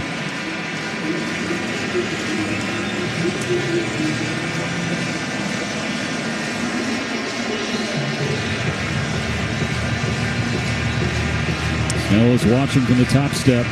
The first 21 innings of his postseason gave up 6 hits and just 2 runs. Tonight, 5+ innings, 8 hits, and at least 3. He's still on the hook for Kirk, the runner on third, and Varsho on second. 3-2, Toronto leads. Pinch hitting Lucas at the plate. The pitch, swing and a miss. Strike one on a slider, down and in. Lucas hitting .333 in 11 games this postseason. 13 hits in 11 games.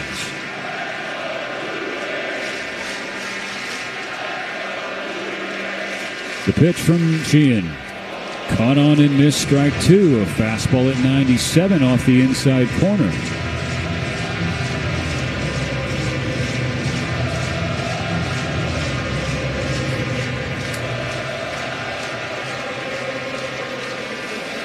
And Sheehan finished Lucas. The 0-2 pitch. Grounded foul on the first base side. Lucas was a .255 hitter in 135 regular season games, an OPS of .730. He had 33 extra base hits, drove in 65. Dodgers trail 3-2 in the sixth. Bags full of Jays, still no outs. Another 0-2. This is high.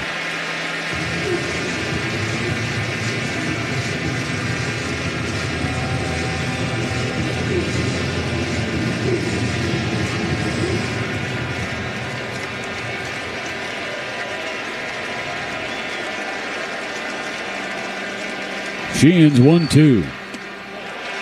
Nearly hits Lucas. A slider down and into the left-handed batter's box, and the count squares up.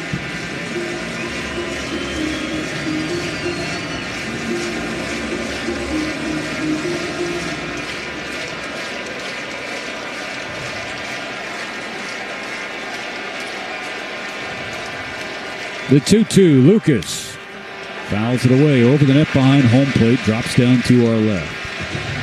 Rogers Center, pretty much all standing. Blue Jays fans, they sense blood in the water. This is a massive point in game one. They've just taken their first lead, have the bases loaded and nobody out. Sheehan with another 2-2 pitch. Outside and upstairs, ball three. The count is now full. From 0-2 to 3-2, and nowhere to put Lucas.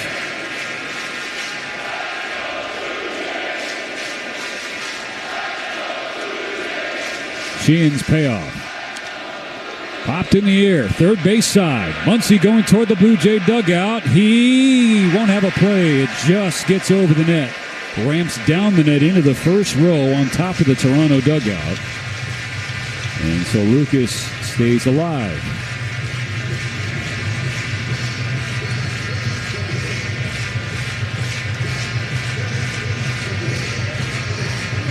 Lengthy at-bat for the pinch-hitting Lucas. He's already seen 8. Sheehan goes to the pitch com ahead of number 9. Another 3-2 is on the way.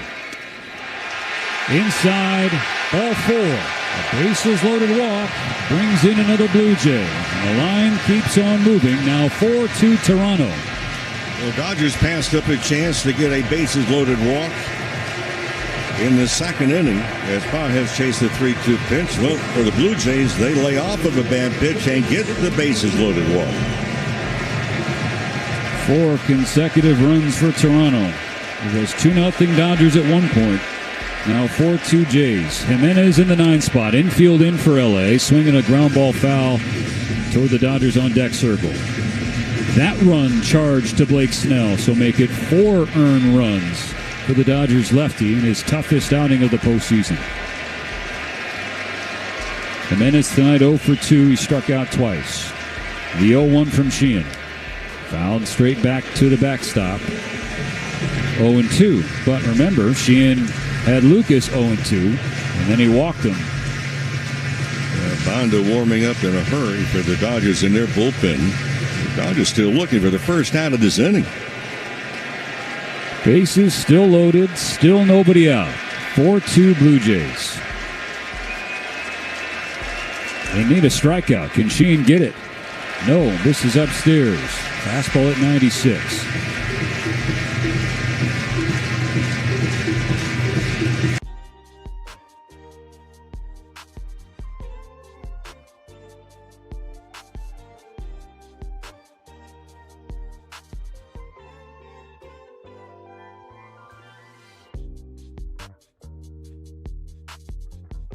Skips by Freeman, the cutoff man. Smith is there.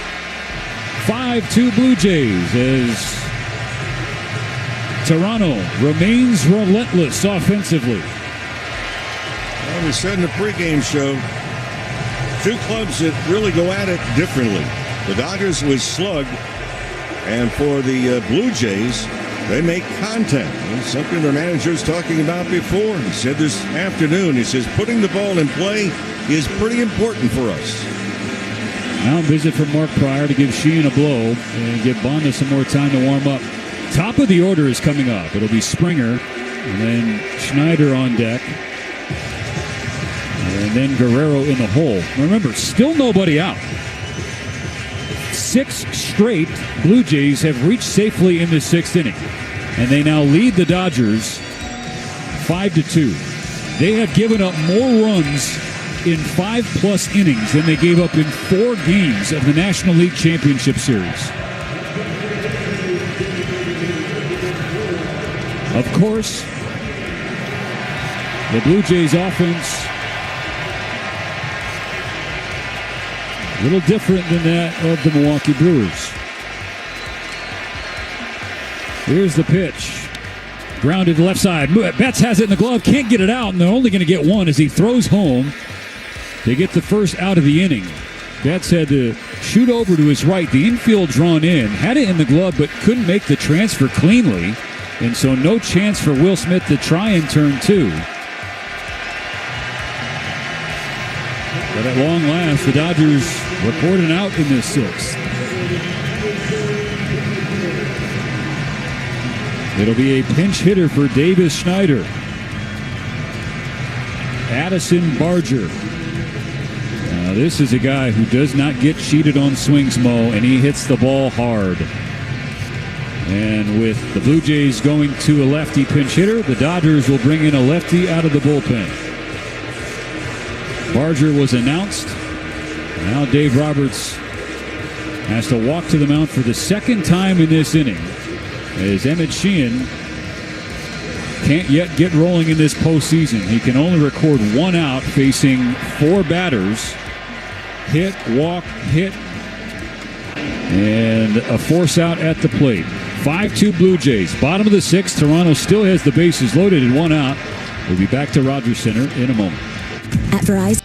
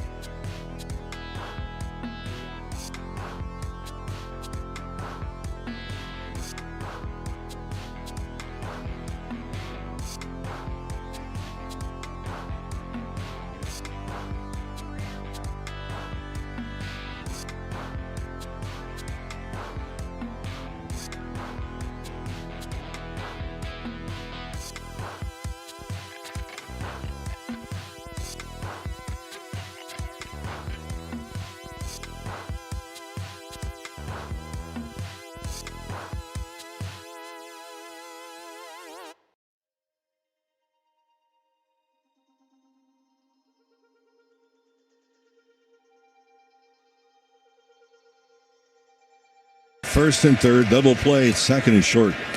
First pitch from Bonda. Ball 1 low. A slider misses. Barger hitting .286 in the postseason. Hit .243 in the regular season, but slugged .454. This is a slugger. If he lets it rip, he's swinging hard, and he generally hits it hard. There's a big swing and a foul ball back and a high fastball from Bonda. It's 1-1. Barger was optioned out during the season. One of the things that he changed is hand position. His hand position, because it allows him to get through the baseball a little bit more. The Mariners pitched him tough. They worked a lot of pitches upstairs. Bonda hooks the slider low and outside, 2-1. And they also threw the slider to him in that series a lot. The book now closed on Blake Snell. He gave up 5 earned runs. 3 of them scored after he left the game, as Sheehan couldn't record but 1 out. On a 2-1 pitch, Barger hits one high in the air, deep right field. Hernandez on the track. It is gone.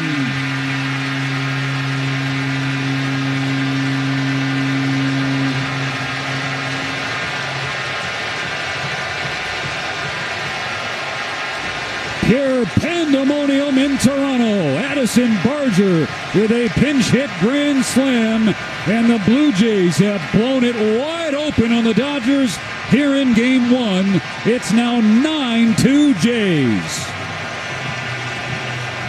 And the 24th Grand Slam in World Series history.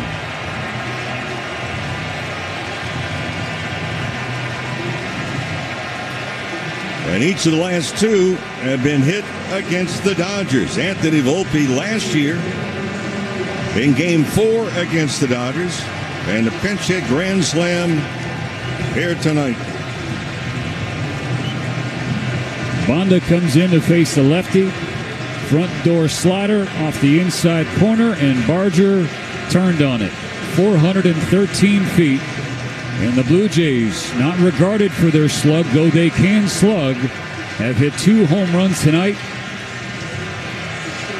Dalton Varsho tied it at 2 with a 2-run shot, and then Addison Barger with a grand slam here in the 6th. Toronto has scored 7 runs this inning.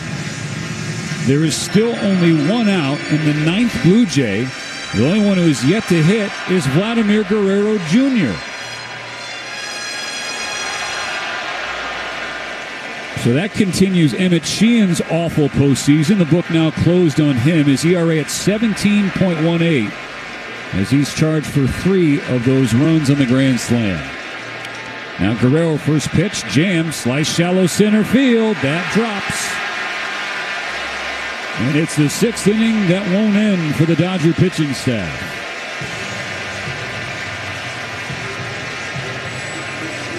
After the first pinch hit grand slam in World Series history, Guerrero dumps a bloop single, and the Blue Jays have batted around.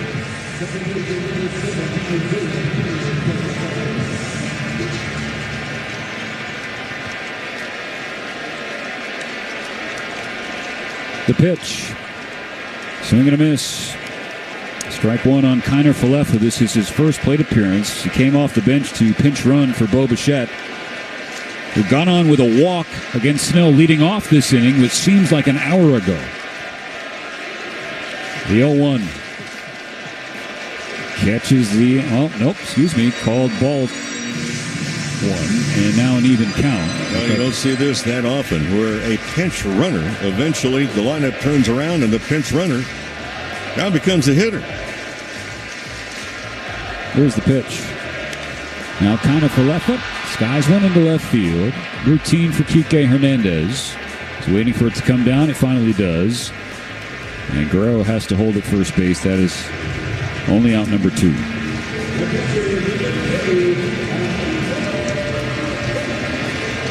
Alejandro Kirk up for a second time this inning. He singled and scored. The first 6 Blue Jays reach base safely in this inning.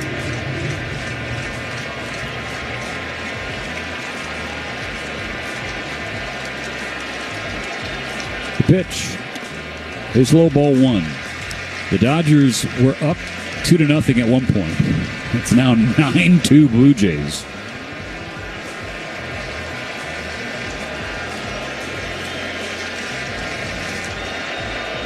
Here's the pitch. Now Kirk, high fly ball, left center field. Pages racing back. He's on the warning track. He will turn, and this ball's going to go.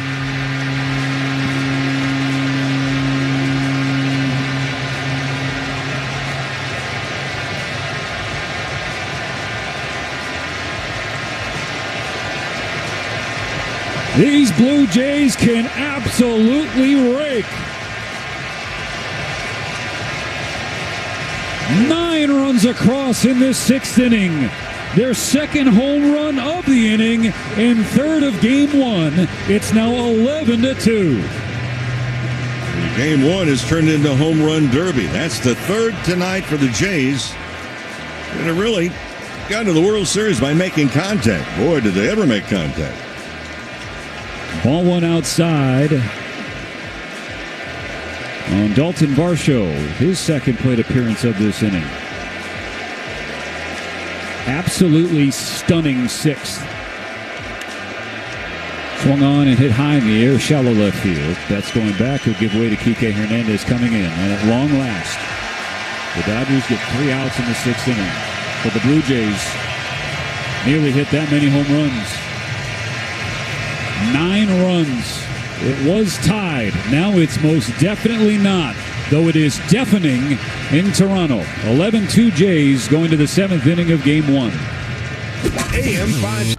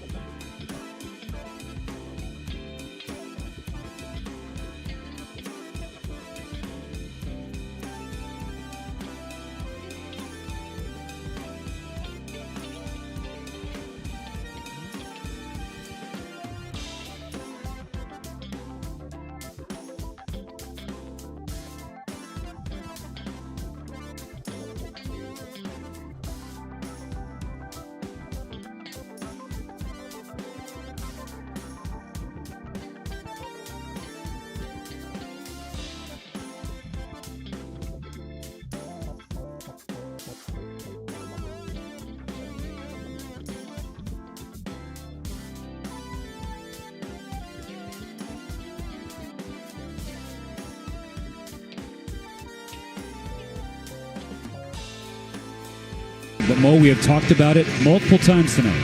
They had multiple chances early against Trey Savage, the rookie, to add to the early lead. The offense, which has been really inconsistent and mostly non-existent for much of this postseason, despite their record.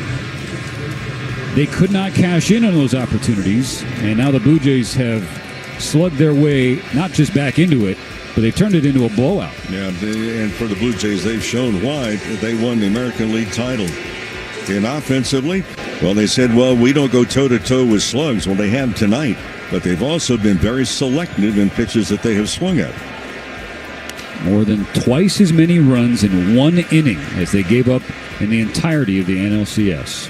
Top of the 7th, Tommy Edman takes ball 1. The Dodgers now trail by 9. Braden Fisher, the new pitcher for Toronto, former Dodger farmhand, ended up with the Jays in the famed Cavan Biggio deal.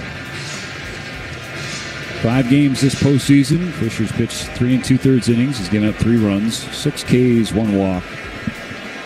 And he's in mop-up duty. And this is down and in ball 3. But for the Dodgers, Mo, the objective here, you got to be simple, right? You're down by 9. You can't get it all back on one swing. But you need to show some fight, and you need to get back into the bullpen as much as you can to see as many of those Blue Jays arms as you can. This is a long series. A 4 pitch from Tommy Edman is a good start. Well, here's the other part, too, is It's not over until it's over. The Dodgers have 9 outs. Now, how they handle those 9 outs is one thing. Everybody talked about, well, the Dodgers bullpen. High ERA. Well, 4.88. Well, point well taken. What about the Blue Jays bullpen? 5.52. Didn't hear a whole lot of grumbling about the Blue Jays bullpen. You hear all about the Dodgers pen. Last of the order, Andy Pages. Third plate appearance for Andy. He takes a strike to start. His first plate appearance, Mo, you can signal to it as one of the turning points early in the game. Bases loaded, 1 out, full count, and he swung at what would have been ball 4. And the Dodgers did not score a run in that scenario as Ohtani grounded out to end the inning. The 0-1 from Fisher. Pages takes upstairs, 1-1. If Pages does not offer at that pitch below the zone, it's a bases-loaded walk, and it's 2-0 Dodgers. Perhaps if Ohtani grounds out, it's 3-0 before the second is all said and done. But that didn't happen, and that's not how the game works. The 1-1, Pages swings and fouls it away on the right field side. 1-2 now for Fisher.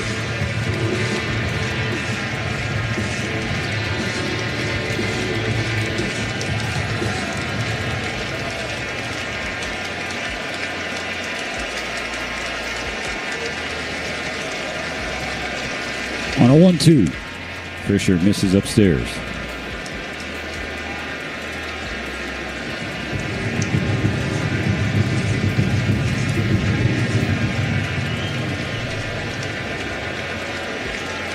Two balls, 2 strikes. Edman on first, no outs in the 7th, 11-2 Jays. And Pages takes strike 3 down the middle.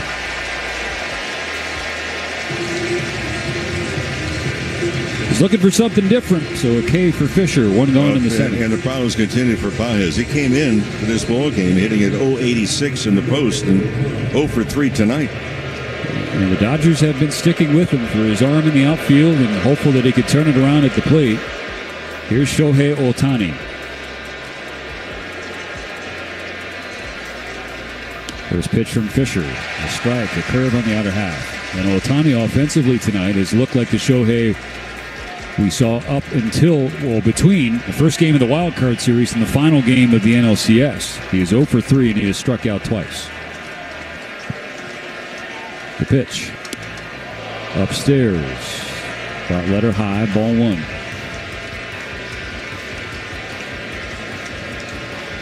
Toronto 11. Dodgers 2.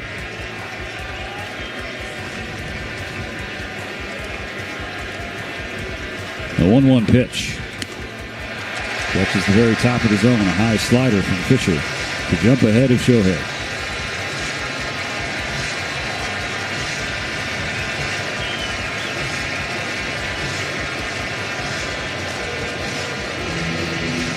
Canadians have waited a long time for a night like this. 11,689 days since Joe Carter's walk-off World Series winner in Game 6 of the 1993 World Series. A ball and 2 strikes on Ohtani. Fisher delivers, and Ohtani turns on 1 foul. First base side in the net. It was on this date in 1992 the Blue Jays outlasted Atlanta in an 11-inning thriller to win Game 6, claim their first title, the first of back-to-back titles. Here the Dodgers are in 2025 trying to go back-to-back themselves. The 1-2 pitch. And Ohtani skies one high in the air, deep right field, carrying back. This ball is out of here. Shohei Ohtani with a 2-run home run. And the Dodgers get a pair back. It's now 11-4. The deficit is now 7. And Ohtani, I don't know if he didn't realize that ball was gone. He nearly caught up to Tommy Edman rounding the bases. Breaking ball really over the big part of the plate. Even though Ohtani hit it a little bit towards the end of the bat, powerful enough to hit it out. So the Dodgers chip away. Now Mookie Betts takes a strike at the top of the zone. On that home run, Daniels Jewelers, proud sponsor, the trip around the diamond. Your family jewelers since 1948. So visit danielsjewelers.com/baseball. Free baseball bracelet, $50 off, a $99 coupon waiting for you. Ohtani's 6th home run of the postseason. Makes it a 7-run game. 2 strikes now on Betts. Action in both bullpens, but first the pitch. Misses in the dirt, ball 1. It's a veteran righty starter, Chris Bassett, who's transitioned to the Blue Jay bullpen after he dealt with some injury. And then Justin Robleski throwing for the Dodgers. The 1-2. Betts checks his swing, and they say he went around. That was a pitch below the zone, and Mookie couldn't hold up. 2 outs in the 7th. The Dodgers have struck out 10 times already tonight.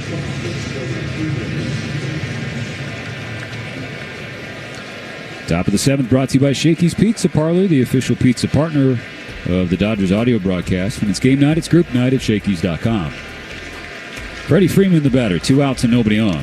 First pitch swinging and missing. Strike 1.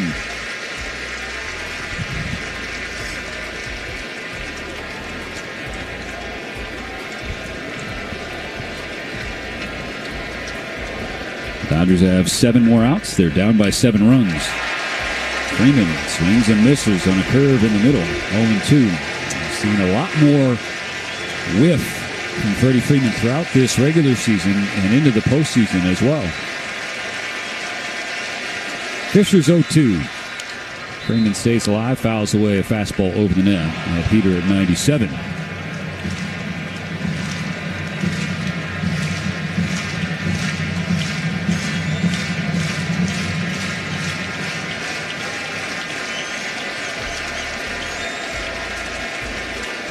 Another 0-2. Inside, check swing, and Freddie held up. Freeman so far tonight, 0 for 2 with a walk. He had a base running blunder in the 3rd. It was 1st and 2nd, nobody out. Smith with a base hit the other way, and Freeman was caught between 2nd and 3rd. Now Freeman in the air to right, calling for it Barger. He makes the catch, and that ends the 7th inning. The Dodgers get 2 on a home run from Shohei Ohtani. We go to the stretch at Rogers Center. The Blue Jays 11, the Dodgers 4. LA's best sports star. That's a good endorsement there.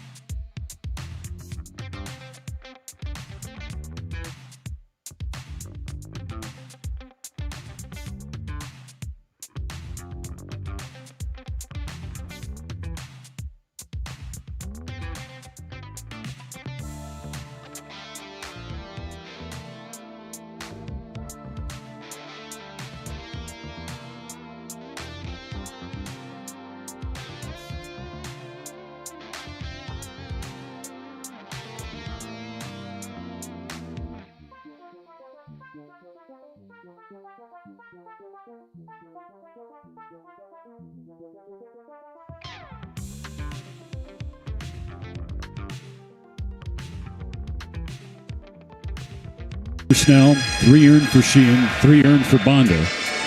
3 home runs tonight for Toronto. They lead Game 1 11-4. Justin Robleski now on the mound for the Dodgers. He'll face Ernie Clement and starts him off with strike 1. Fastball at 95. It is the postseason debut for the left-handed Robleski. A really strong regular season. Swing and a miss. Strike 2. A fastball upstairs running in at 97.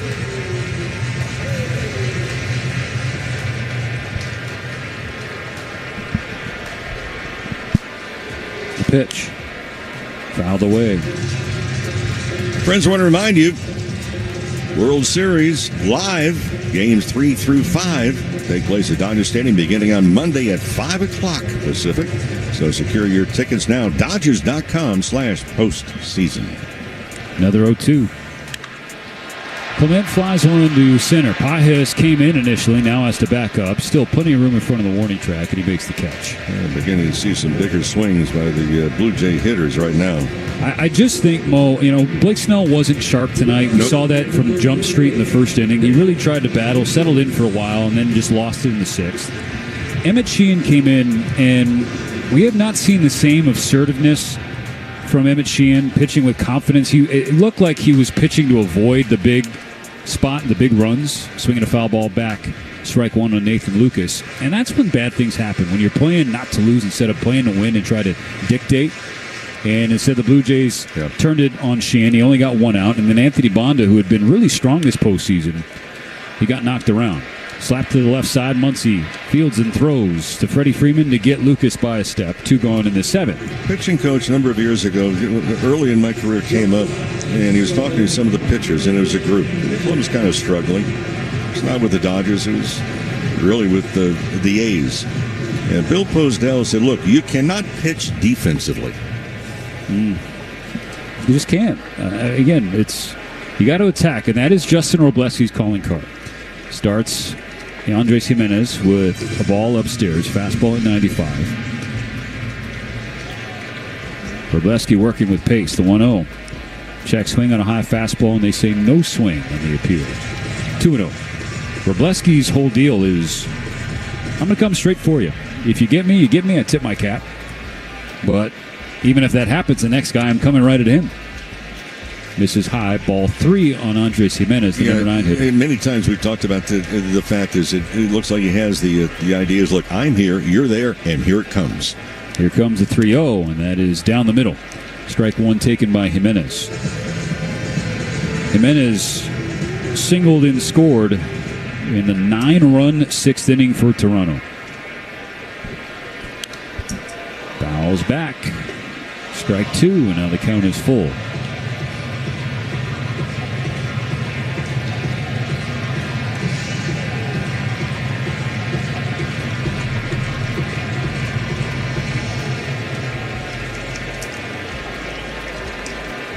Pitch.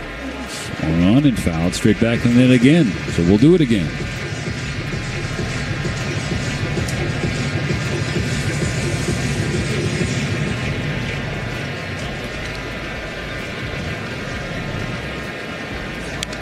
Another foul ball.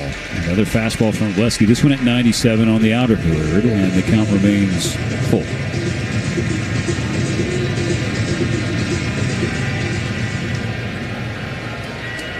(11-7), the Dodgers trail. 2 outs and the base is empty. The 3-2 pitch is rolled to the right side. Edman at second goes to his right, fields and throws to Freddie Freeman, and that's the end of the inning. After the Blue Jays sent 12 to the plate in the 6th, Justin Robleski faces the minimum in the 7th. 1-2-3.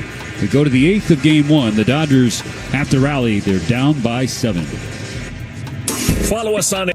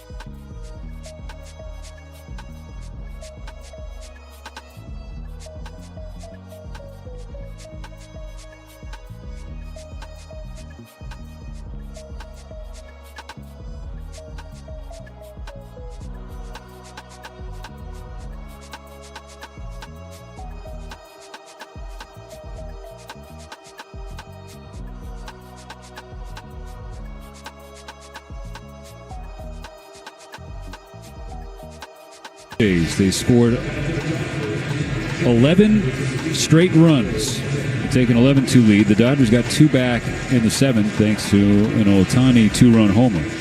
But 9 runs in the bottom of the 6th was the damage. It's the most in a single inning of a World Series game since 1968. The Tigers scored 10 in Game 6 of the 68 Fall Classic.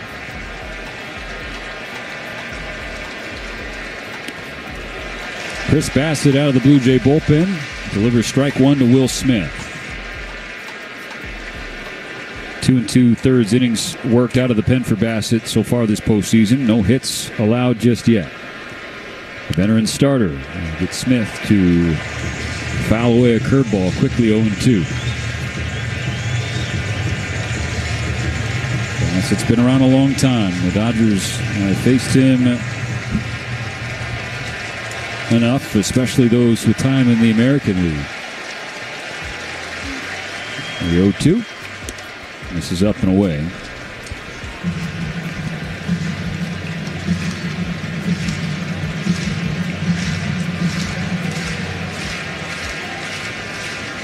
Dodgers down by 7 and down to their final 6 outs. On a 1-2, Smith swings and taps it up the first base line, fielded by Guerrero. He taps on the bag and Smith is retired.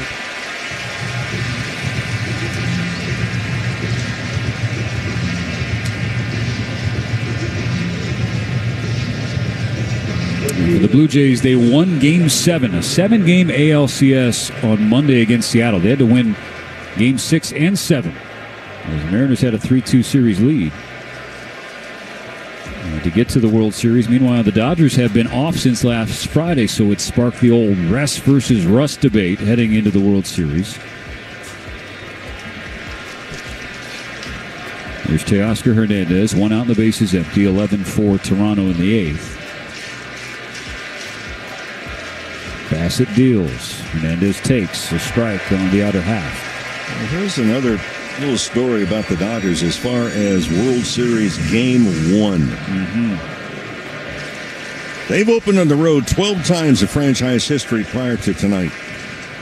Swing and a miss. Hernandez chases a cutter 8 inches off the plate away from him. So in those 12 times they've opened Game 1 of the World Series on the road, they have won just one time. That was 1963 at Old Yankee Stadium. Game 1, Road Rose. The Dodgers in their World Series history. The 0-2 pitch. This is upstairs, and that is why the frustrating second half for the Dodgers in the regular season. Just one game separated Toronto and the Dodgers in the final standings, and the Dodgers won their series against the Blue Jays in the regular season. Think about all the frustrating losses that kept them from having home field advantage in the World Series. Swung on and pop back over the net foul. Now, that doesn't mean that they can't or won't come back in this game or in this series. Of course, you would love to have 4 games at home instead of 4 on the road, especially as good as the Dodgers have been. Yeah, I think most people around baseball will say, look, when you're opening up on the road those first 2 games, you need to walk away, head back to your home city with at least one of the victories under your belt. A 1-2 from Bassett. Hernandez has to jump back out of the way for ball 2 inside. It's not the case all the time. And I could go back a long time ago, 1981, lost the first 2 at Yankee Stadium. Came back, won that series. The 2-2 coming. And it's low. Ball 3, full count for Hernandez. Dodgers trying to at least make this Blue Jay bullpen work, if not come back. And if you can wear it down a little bit more, again, the Blue Jays, if you look at postseason, again, their collective ERA out of the bullpen over 5.5. The Dodgers, high ERA, 4.88 postseason out of the pen. Full count, Bassett's payoff. This is in the dirt. Ball 4 and a 1-out walk for Teoscar Hernandez.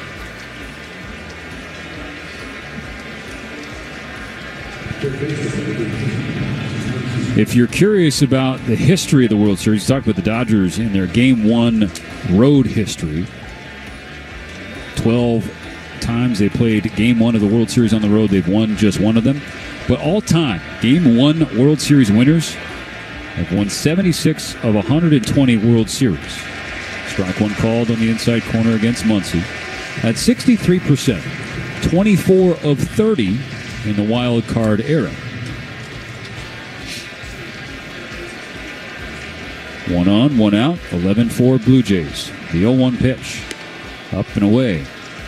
And the guys on the field are in uniforms, as much as you might say, and as much as they may read, and as much as they may hear those numbers, you know what they say? That was then, this is now. Those were those teams. This is ours.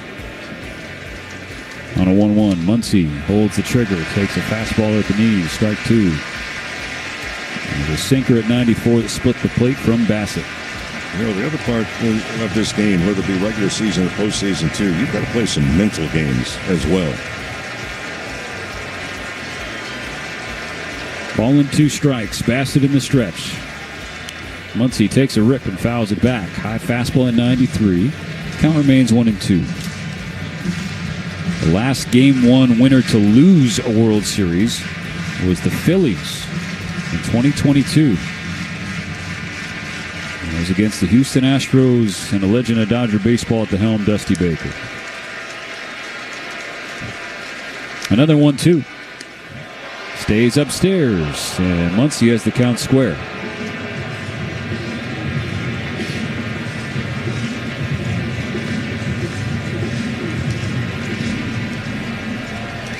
Activity in the Toronto bullpen. Louis Varland is up and thrown. I'll tell you why that's a bit of a surprise in a moment.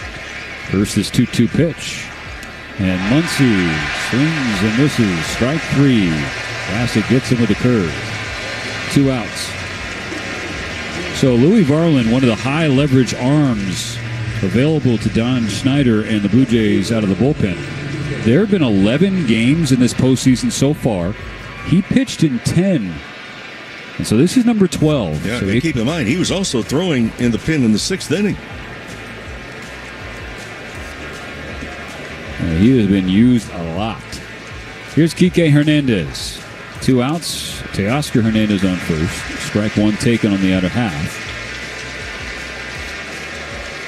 Now, Kike tonight, 1 for 3. Got the scoring started with an RBI single in the second. A long time ago. The 0-1 from Bassett. This is up and in.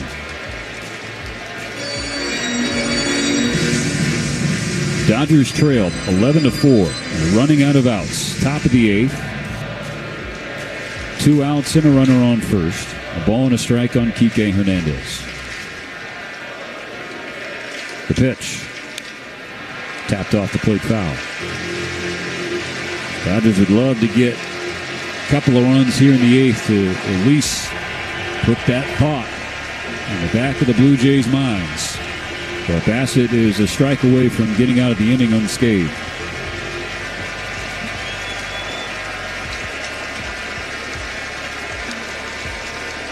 The pitch. Strike 3 swinging. Bassett lets out a roar after he blows a fastball by Kike Hernandez and strands the 1-out walk issued to Teoscar Hernandez. Bottom of the 8th coming up after this. 11-4 Toronto in Game 1 of the World Series. When you want Dodgers, the only home is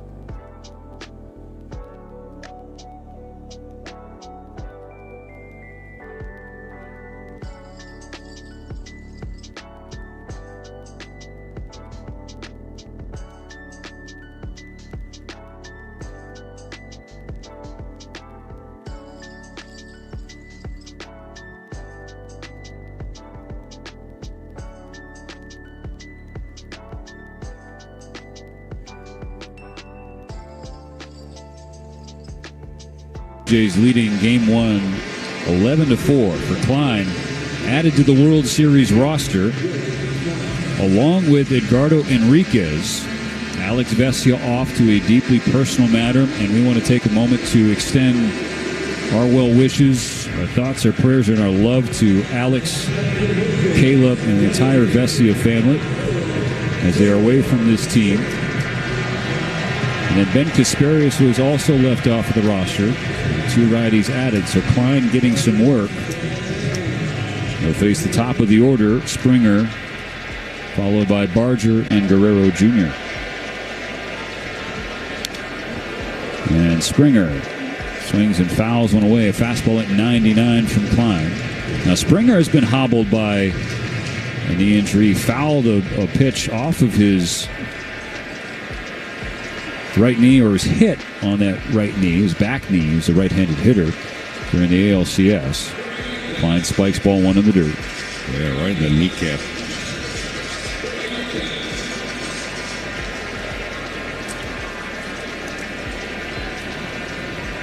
On a 1-1, Springer waves at strike two. Good sweeper off the plate from Klein. So far tonight, Springer is 2 for 4. 2 singles and a run scored.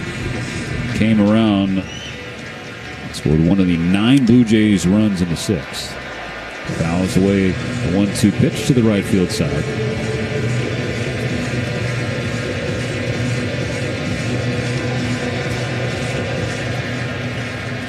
Sellout crowd here at Rogers Center, on hand for the first World Series game in nearly 12,000 days in the city of Toronto.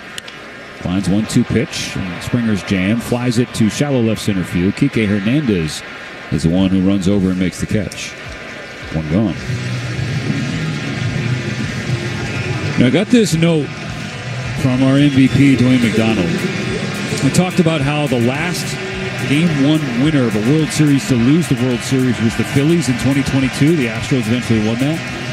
The winning pitcher that night was Sir Anthony Dominguez, who's now with the Toronto Blue Jays and who is now in line to win Game 1.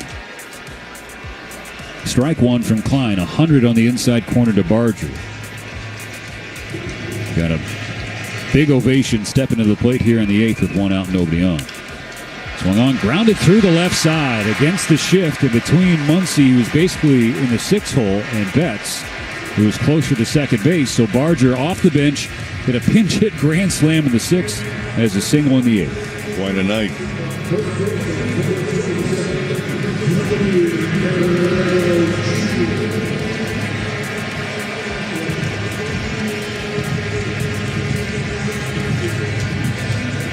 Vlad Guerrero Jr. up for a 5th time. 2 for 3 with a walk. Takes a fastball down the middle, 99 and strike one.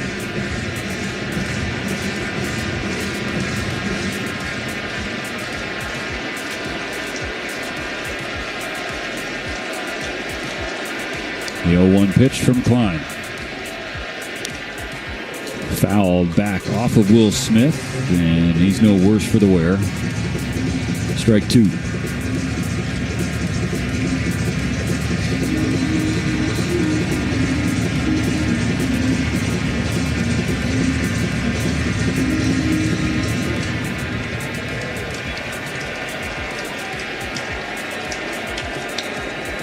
Klein will try again.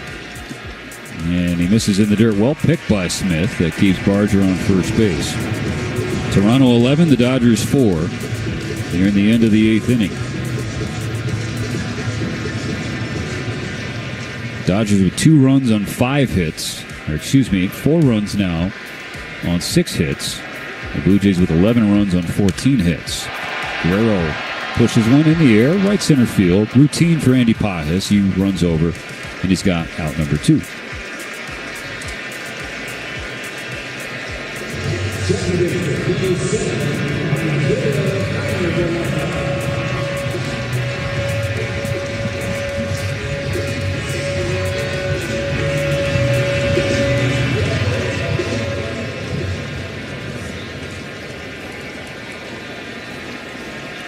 Kiner Falefa for a second time. He's 0 for 1.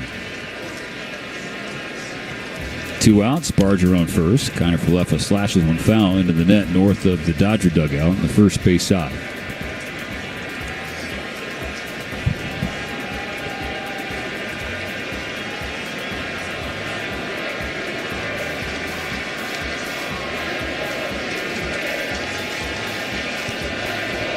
The 0-1.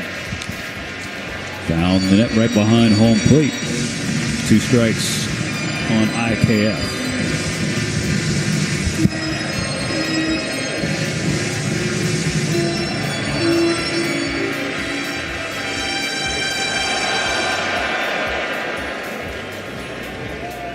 Rogers Center filled to the gills for Game 1 of the World Series, and not that many folks have left.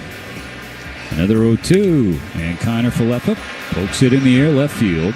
Kike Hernandez charges in and makes the catch. And so Barger's one-out base hit, stranded by Klein, who pitches a scoreless 8th inning. To go to the 9th, the Dodgers have 3 outs to get at least 7 runs.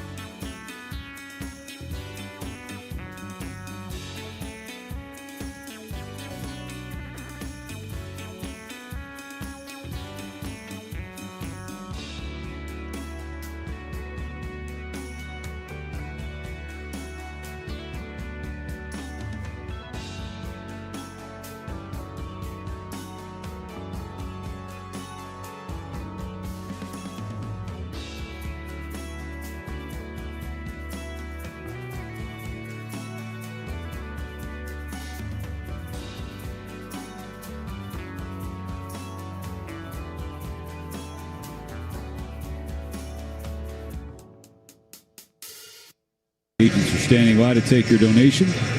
Cars with a K. To donate your car today. The Dodgers running out of outs. They trail the Blue Jays 11-4. Game 1 of the World Series. It's a veteran left-hander, Eric Lauer, who will start the 9th inning. The Dodgers scheduled hitters, Edman, Pages, and Ohtani. Steven, here's one of the things we talked about really from the get-go. And not to belabor the point, but, you know, the Blue Jays had demonstrated tonight, look, put bat on balls, what their manager's talking about in the pregame. Look, we put a high priority on making contact. Well, they've struck out only 4 times. The Dodgers in 8 innings have struck out 12 different times. They have not put the bat on the ball. They have chased some pitches out of the strike zone that have been costly a couple of times. Tommy Edman, 1 for 2 with an infield single, a strikeout, a walk, and a run scored. Swings at the first pitch, hits it in the air, behind home plate. The catch is made by Alejandro Kirk. Right on the warning track, it basically spun back in. Looked like it was going to drift over the net, spun back into the field of play. 1 pitch, 1 out for Eric Lauer. Pitching his 4th game of the postseason. First 3 innings, he's given up 3 earned runs on 4 hits. And a 3.18 ERA in the regular season. Like pop-ups in foul territory behind home plate. You see the catchers turn their back to home because the spin of the baseball will bring the baseball back, whether there's wind or not. That's just, it basically is what makes a curveball move. Now Andy Pages watches strike 1, a curveball at the knee, splitting the plate. Pages 0 for 3 with 2 strikeouts. Andy Pages has to get it going. Or perhaps the Dodgers go somewhere else before he can start to get it going.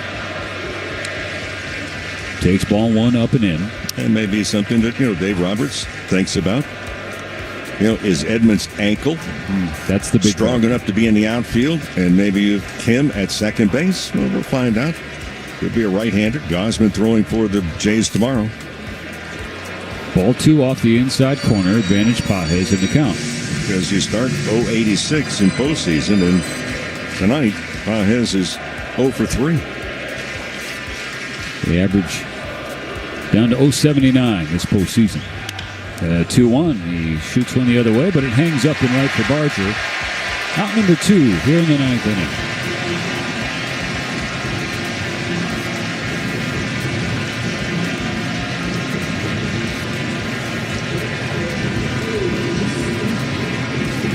Fifth plate appearance for Ohtani. His fourth one. A 2-run homer in the 7th that made it 11-4. Scoreboard hasn't changed since then. Dodgers down to their final out. Lauer comes set. Swing and a miss, strike one. Fastball up and in at 93.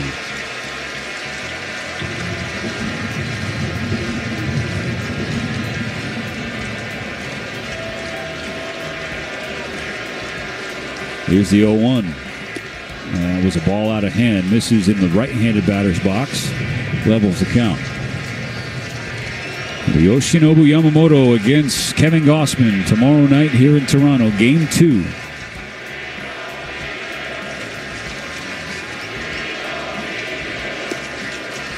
Ball 2, lone outside. I think the chant is, "We don't need him," from the Blue Jays fans. We don't need you, to Ohtani. The 2-1, this is in the dirt.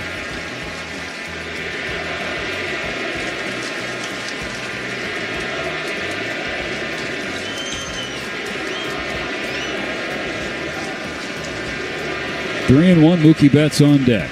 2 outs, nobody on in the 9th. The Dodgers trail by 7. Here's the pitch.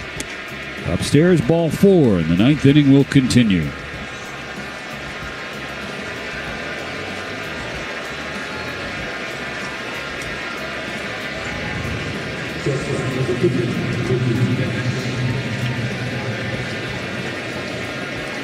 Mookie Betts is 1 for 3. A walk and a run scored in the 3rd, a single in the 5th, and he struck out in the 7th.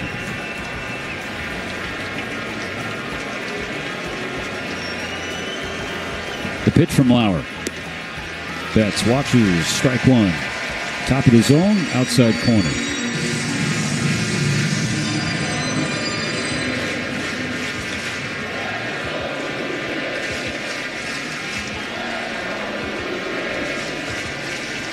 The 0-1. A pickoff attempt at first, and Ohtani just got back safely. We'll see if the Blue Jays will end up wanting to challenge. The lefty Lauer. Ohtani hesitated at first, and the Blue Jays do want to challenge. Yep. And if you're Shohei Ohtani, they're holding him on, and so many times you say, hey, with the lead that they have. Toronto's call at first base. I mean, you're down 7, 2 outs in the 9th inning. You need base runners, right?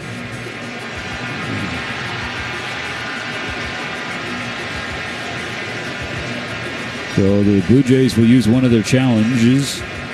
They go to the replay operations center. Dan Iasonia and Jeremy Rayhack are the replay officials.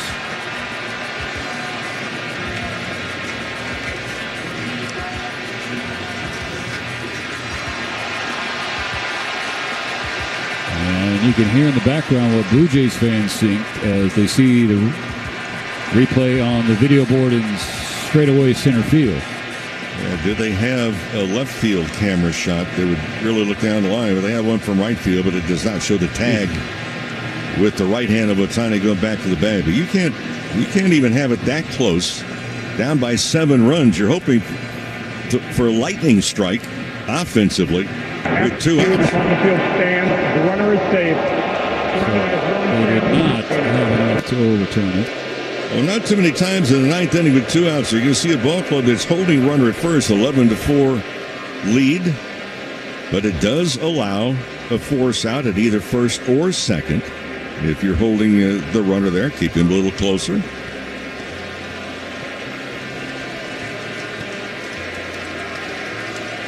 So Ohtani remains on first base. Still 2 outs in the ninth. 0-1 count on Betts. 11-4 the score. The Blue Jays are not away from taking game one. Here's the pitch. Upstairs, 1-1.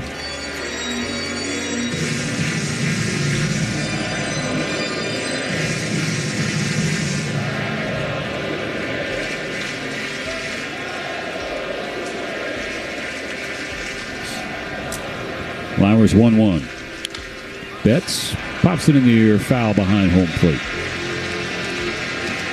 Dodgers have 1 strike left.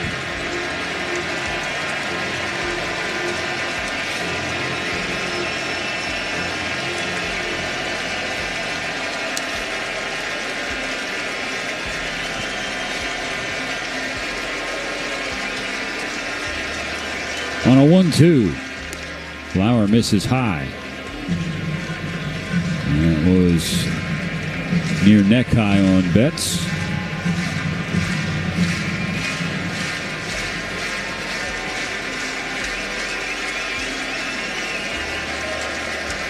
Two balls, 2 strikes, the pitch. Rookie pulls one foul into the seats down the left field line.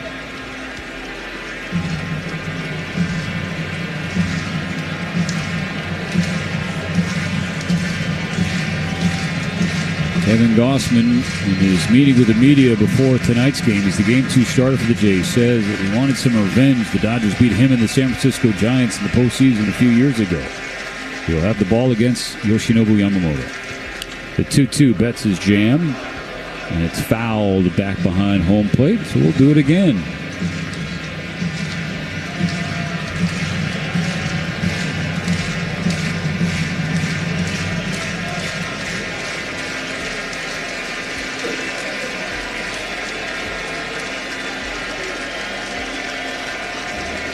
Another 2-2 from Lauer. Strike 3 swinging.